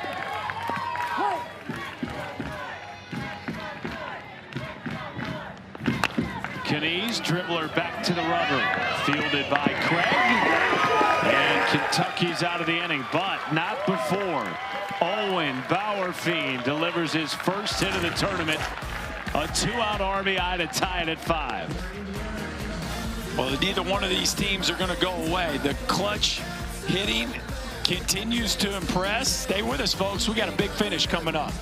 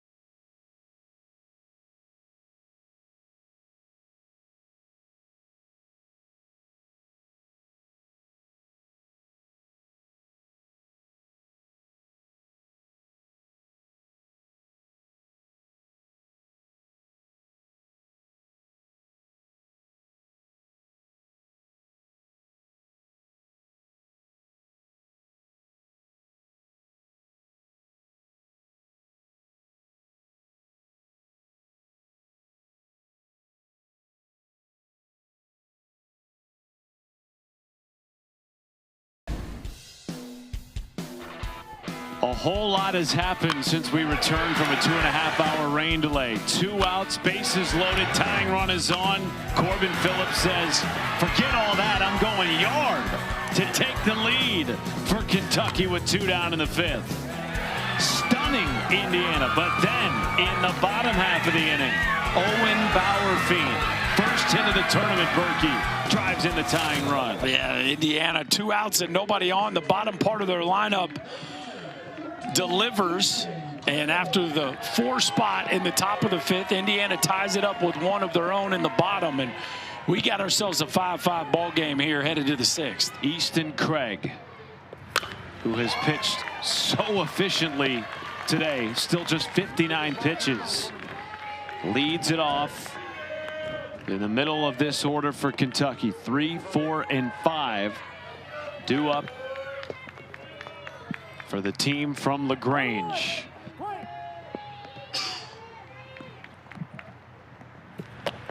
Ball. Well, and both these teams got to like where they're at in the batting order.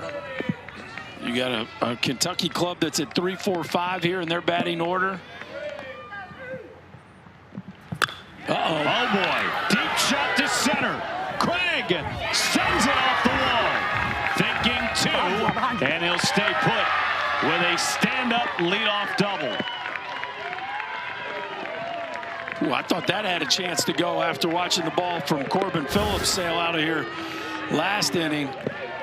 This ball is smashed to straightaway center field.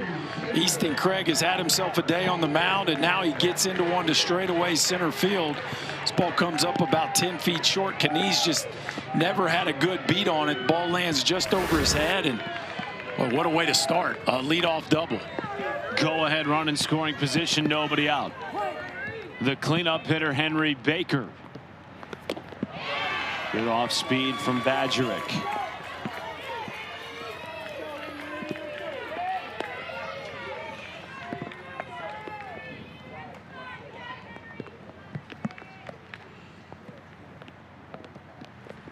Baker already has 3 hits in the tournament, including a pair of doubles. Singled back in the 4th inning. What could have been a major 4th inning for Kentucky. Lines it into right field. One hops in front of the glove of Vogler. Runners at the corners. Ball gets away on the throw to third, but not far enough away for Craig to take home. Well, it just feels like the time in the game when you do not want to be throwing the ball around the diamond for giggles. I'm not saying there was no chance to get him there, but you got to feel great that you got a real chance to throw out a runner right now. The ball has got to be slick. It's just too important a time in the game to be taking risky chances throwing the ball across the field. And a hot bat comes to the plate. Wyatt Husband, 2 for 2 today with an RBI. Time called. Will Indiana make a pitching change here?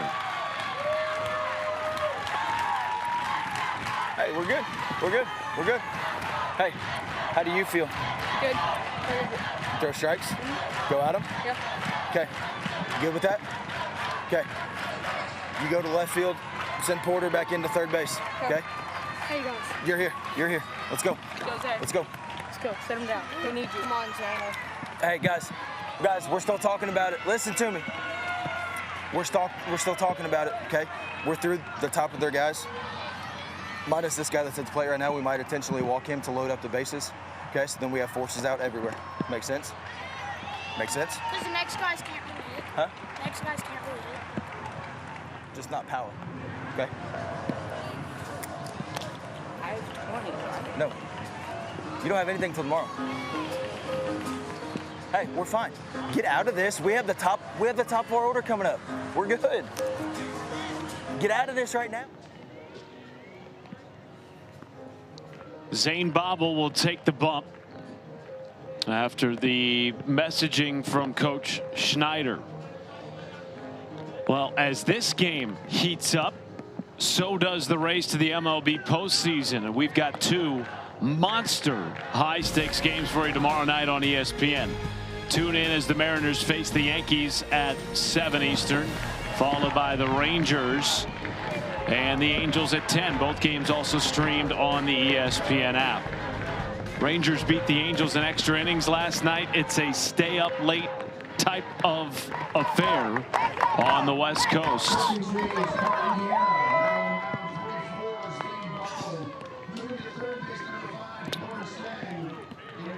Okay.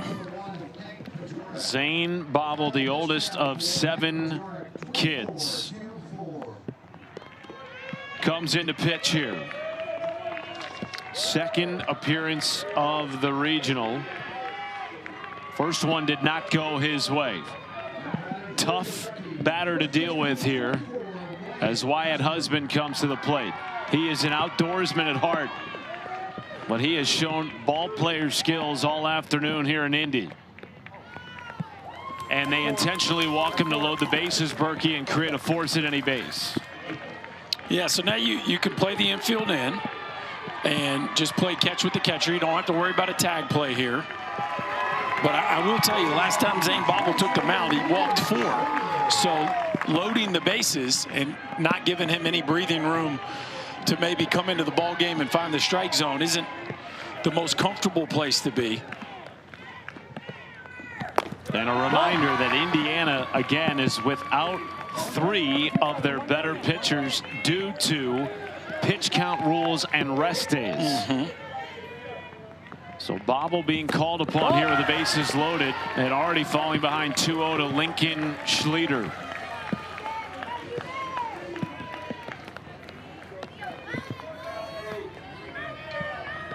Top 6, 5-5, nobody out.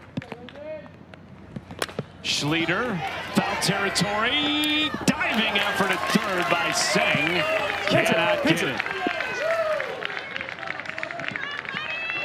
This is an interesting one because I think that the athletic Singh could get to that ball, but the route was curved relative to watch where he starts. He's got to go under 2 people and then back around and misses it by, I don't know. And that's what they're having a conversation about right now. Craig Schneider wants to know if there's any kind of obstruction there.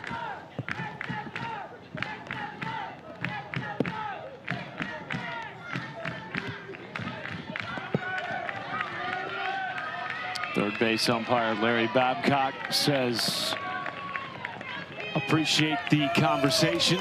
Head back to the dugout. 2 ball, 1 strike count. Upstairs, ball 3. If you're Lincoln Schleter, are you taking all the way here? Would be hard not to. Now, you know, you'd love to trust your player if he gets a 0-0 right down the middle of the plate. He takes, and the go-ahead run is walked in. This is a dangerous situation here for Indiana with nobody out. And again, they trail by 1. I think that was always the danger of walking the bases loaded, is you didn't give Bobble any opportunity. What's that? What's that? Hey.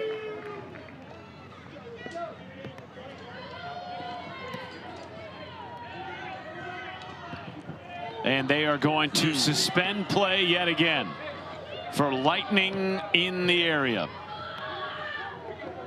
Well, this feels eerily similar to the last one. Kentucky had the bases loaded, right, and we went away for 2.5 hours. We hope and pray that that is not the case here this third weather delay.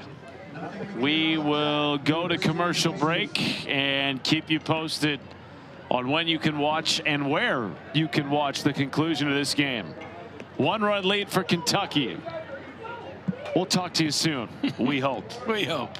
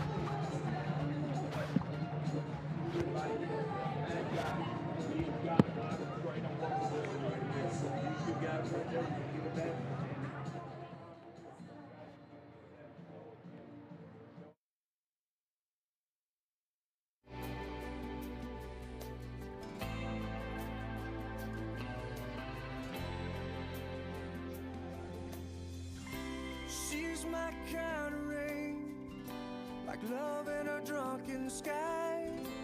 She's confetti falling down all night. She sits quietly there, like water in a jar. Says, baby, why you trembling like you are? So I wait and I try. I confess like a child. She's my kind of rain, like love from a drunken sky.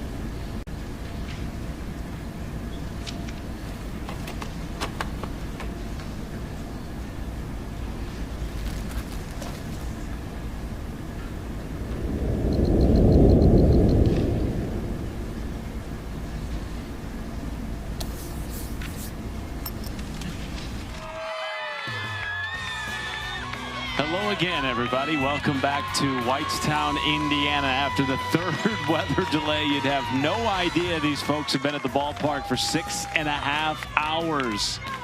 But that they have. Matt Schumacher, Chris Burke with you. A one-run lead for Kentucky. We're in the top of the 6th. And the team from Kentucky has the bases juiced when we return to action. This, as I mentioned, was the third weather delay. In between the second and the third, we had a whole lot of action. Corbin Phillips, grand slam, left field. Gives his team the lead when they were down 3 with the bases loaded. Ensuing inning, Cannon Bauernfein ties the game at 5 with an RBI single. And then Kentucky starts the 6th with a double by Easton Craig. Some lightning in the area. They didn't call it quite yet. Couple of walks to load the bases, including one that brought a runner in. And it is now a one-run lead for Kentucky. Still nobody out in the 6th. Bases loaded. And Indiana going with Zane Bobble on the bump. Game started at 1. Total delays 5 hours and 13 minutes. And we've actually played some ball too. So it's 8 o'clock. We started at 1. Believe it or not, it's actually been a really well-played, efficient game while they've played with tons of drama. So we can't wait to see how this one finishes. Will it? I think it will. I have faith it will. This was moments ago. Craig Schneider in the Indiana dugout. Believe in each other. Believe in yourself. Believe in each other. Okay? I believe in all of you. All of us coaches believe in you. Let's go do it. Yeah. Let's go do it. Go. Okay? Come on, let's go. Come on, boys. Come on.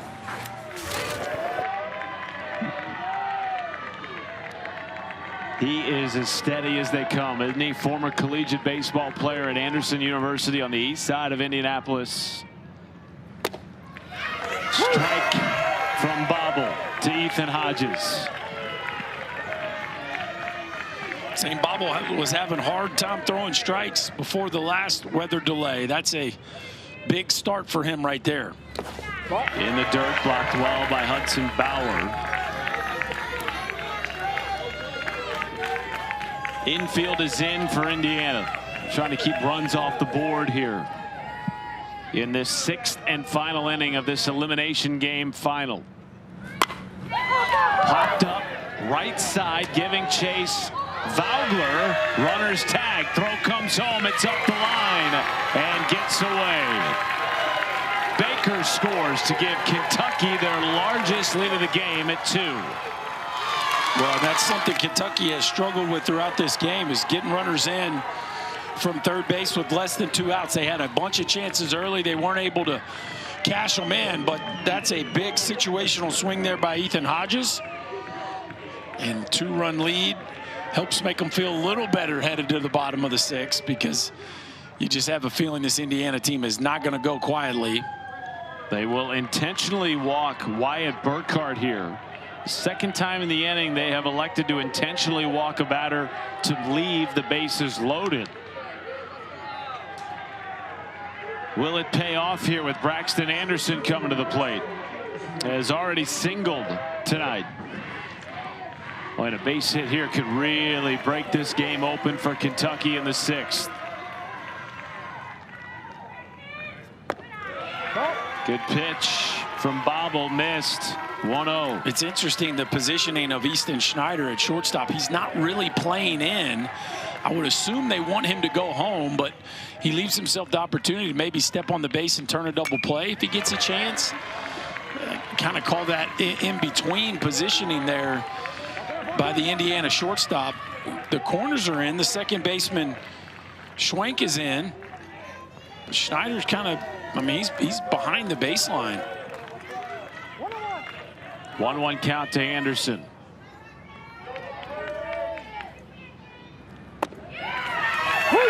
Winner of this game advances to take on Ohio tomorrow night for a right to punch a ticket to Williamsport. Loser's season ends here. 1-2 to Anderson with the bases juiced, 1 down.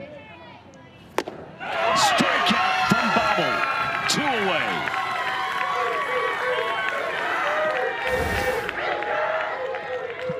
Boy, that's a big pitch. And again, Zane Bobble has had a rough go of it here in Whitestown with throwing strikes, but that's a fastball right down Broadway that just gets past the barrel of Anderson, and now 1 out away from getting off the field.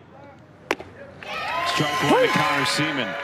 If you can keep it a 2-run game and you're Indiana, you feel good about your chances, particularly with who is due up in the bottom of the inning. They'll start with their 12-hitter before flipping back to the top of the order with Easton Schneider.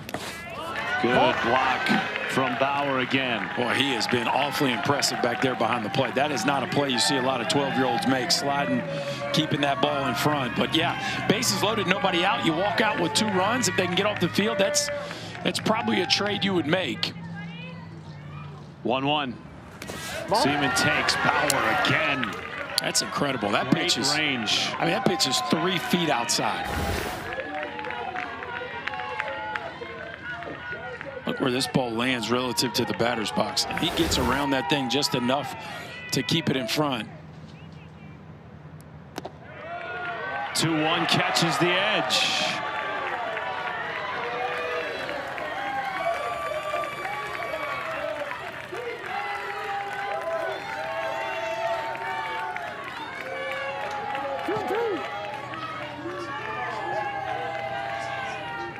Two pitch with 2 down. Did he go? Did he go? No, on the appeal to first base umpire Phil Levike. And a full count with the bases loaded. Yeah, it looked like the swing definitely put on the brakes soon enough. And man, is this a big pitch right here. Bobble misses. And a walk to drive in another run.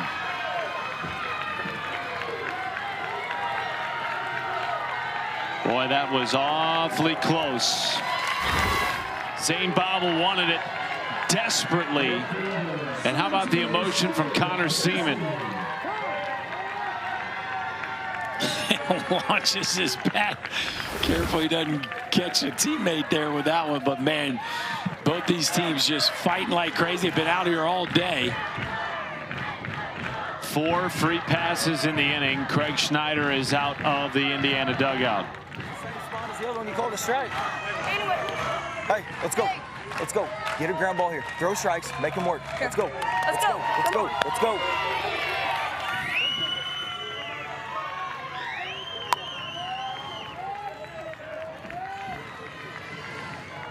Sawyer Dennison will come to the plate. Has twice reached tonight, including a walk back in the 3rd.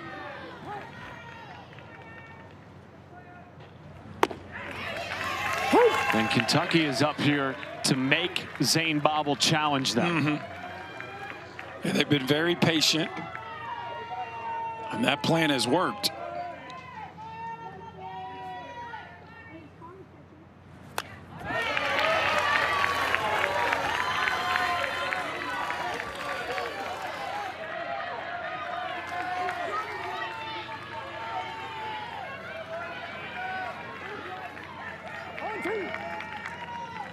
Oh, Bobble trying to get this game to the bottom of the 6th.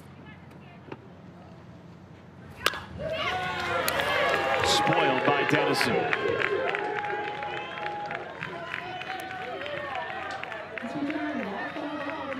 At least 1 run has been scored in this game in each of the last 4 innings. The offenses have exploded post-weather delays. Bobble just really struggling with that breaking ball, working his catcher Hudson Bauer back there. Just hadn't been able to land one of those near the strike zone. Matthew Teague's put in a full day's work. That dude, he never stops coaching. At third base, Seng delivers a strike to first. Kentucky has scored 7 in the last 2 innings. They lead by 3. Indiana down to their final 3. Brandon Keyser, Easton Schneider, Porter Seng trying to keep Indiana's season alive.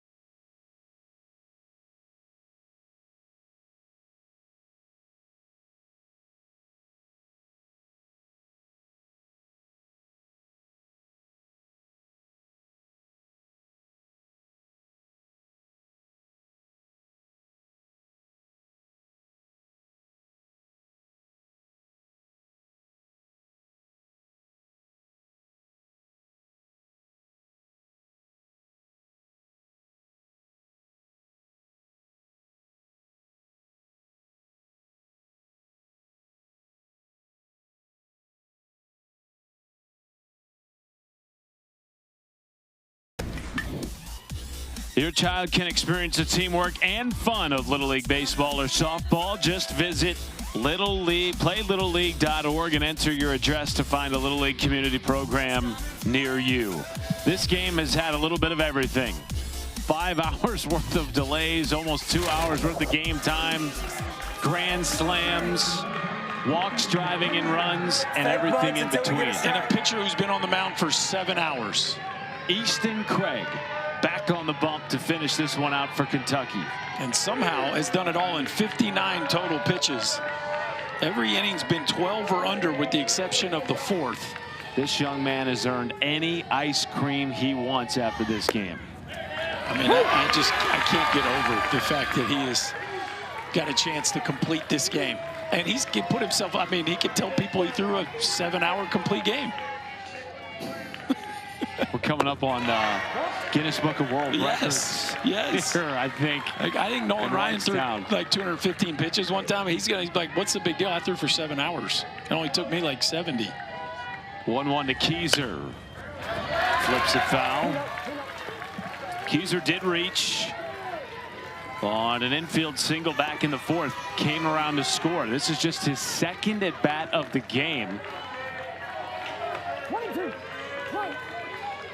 Indiana has scored in each of the last 3 innings.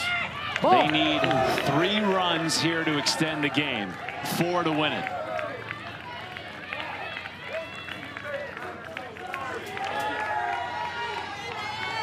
Two from Craig. Keyser into center. Baker gloves one away. Boy, he hit it right on the nose. But just right into the glove of Henry Baker, and now Kentucky just 2 outs away. Austin Schneider, son of Craig Schneider, third base coach, digs in at the top of the order. Oh, and catches a pitch upstairs. That's 1 for Indiana. Well, you'll take them however you can get them right now, as long as everybody's okay. You take a HBP any day of the week. A lot of big rallies have started with a hit by pitch. Porter Seng tripled in his last at bat.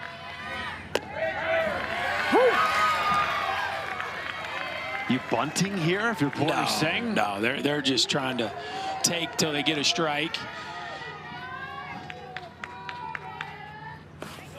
In the dirt, nice block, Connor Seaman.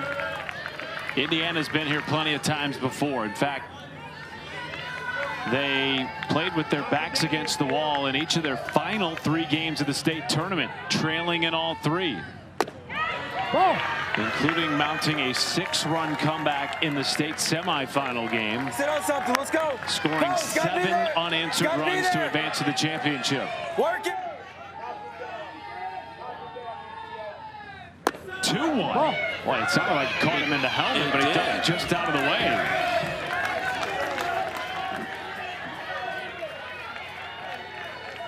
way. Easton Craig trying to gather himself here. Hitters count for Seng.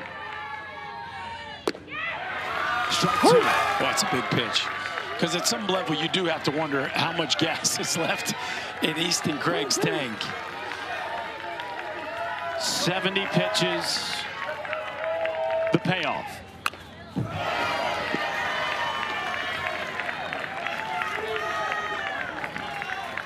The constant stop and start nature of this game, and as you mentioned, Berkey, he's been on the rubber since the start of it at 1:08 Eastern time.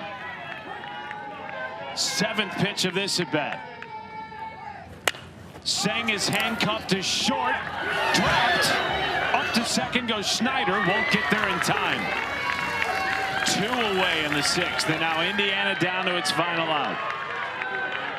Well, that was interesting, but it's an out nonetheless. It's up to Zane Bobble to continue this game for Indiana.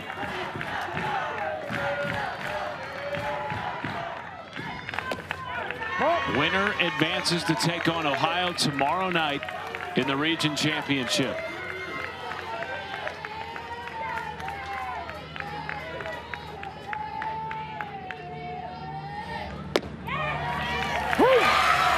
has singled and driven off a run against Easton Craig tonight.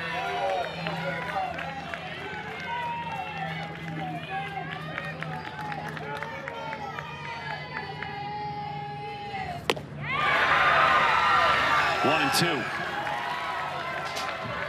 Craig is one strike away. Yeah, he just keeps making big pitches, doing a great job getting the ball to the outer third of the plate.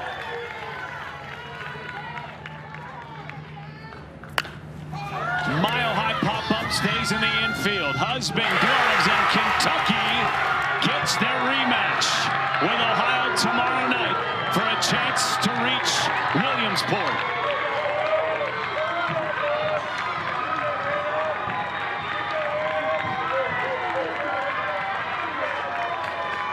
What a ball game. One that if you were here or if you watched it, you will never forget.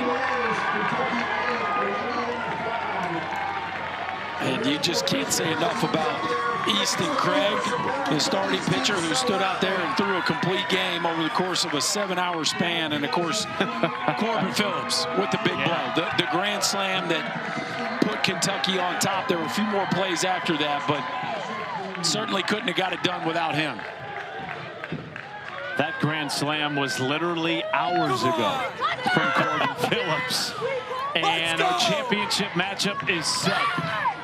Matthew Teague might not sleep tonight. He's had so much juice for these last 7 hours. It's a rematch of Ohio and Kentucky for a trip to Williamsport. What a day. Yeah, we'll see what Kentucky has left in the tank. We know they have a very, very tough opponent. And for Ohio, they were in this same spot last year, Matt. Yes, they were. Couldn't get it done. Now they're back this year with a couple of returners, including the star, Boone Treadway. We will talk to you tomorrow at 11 a.m. for a Midwest Region semifinal.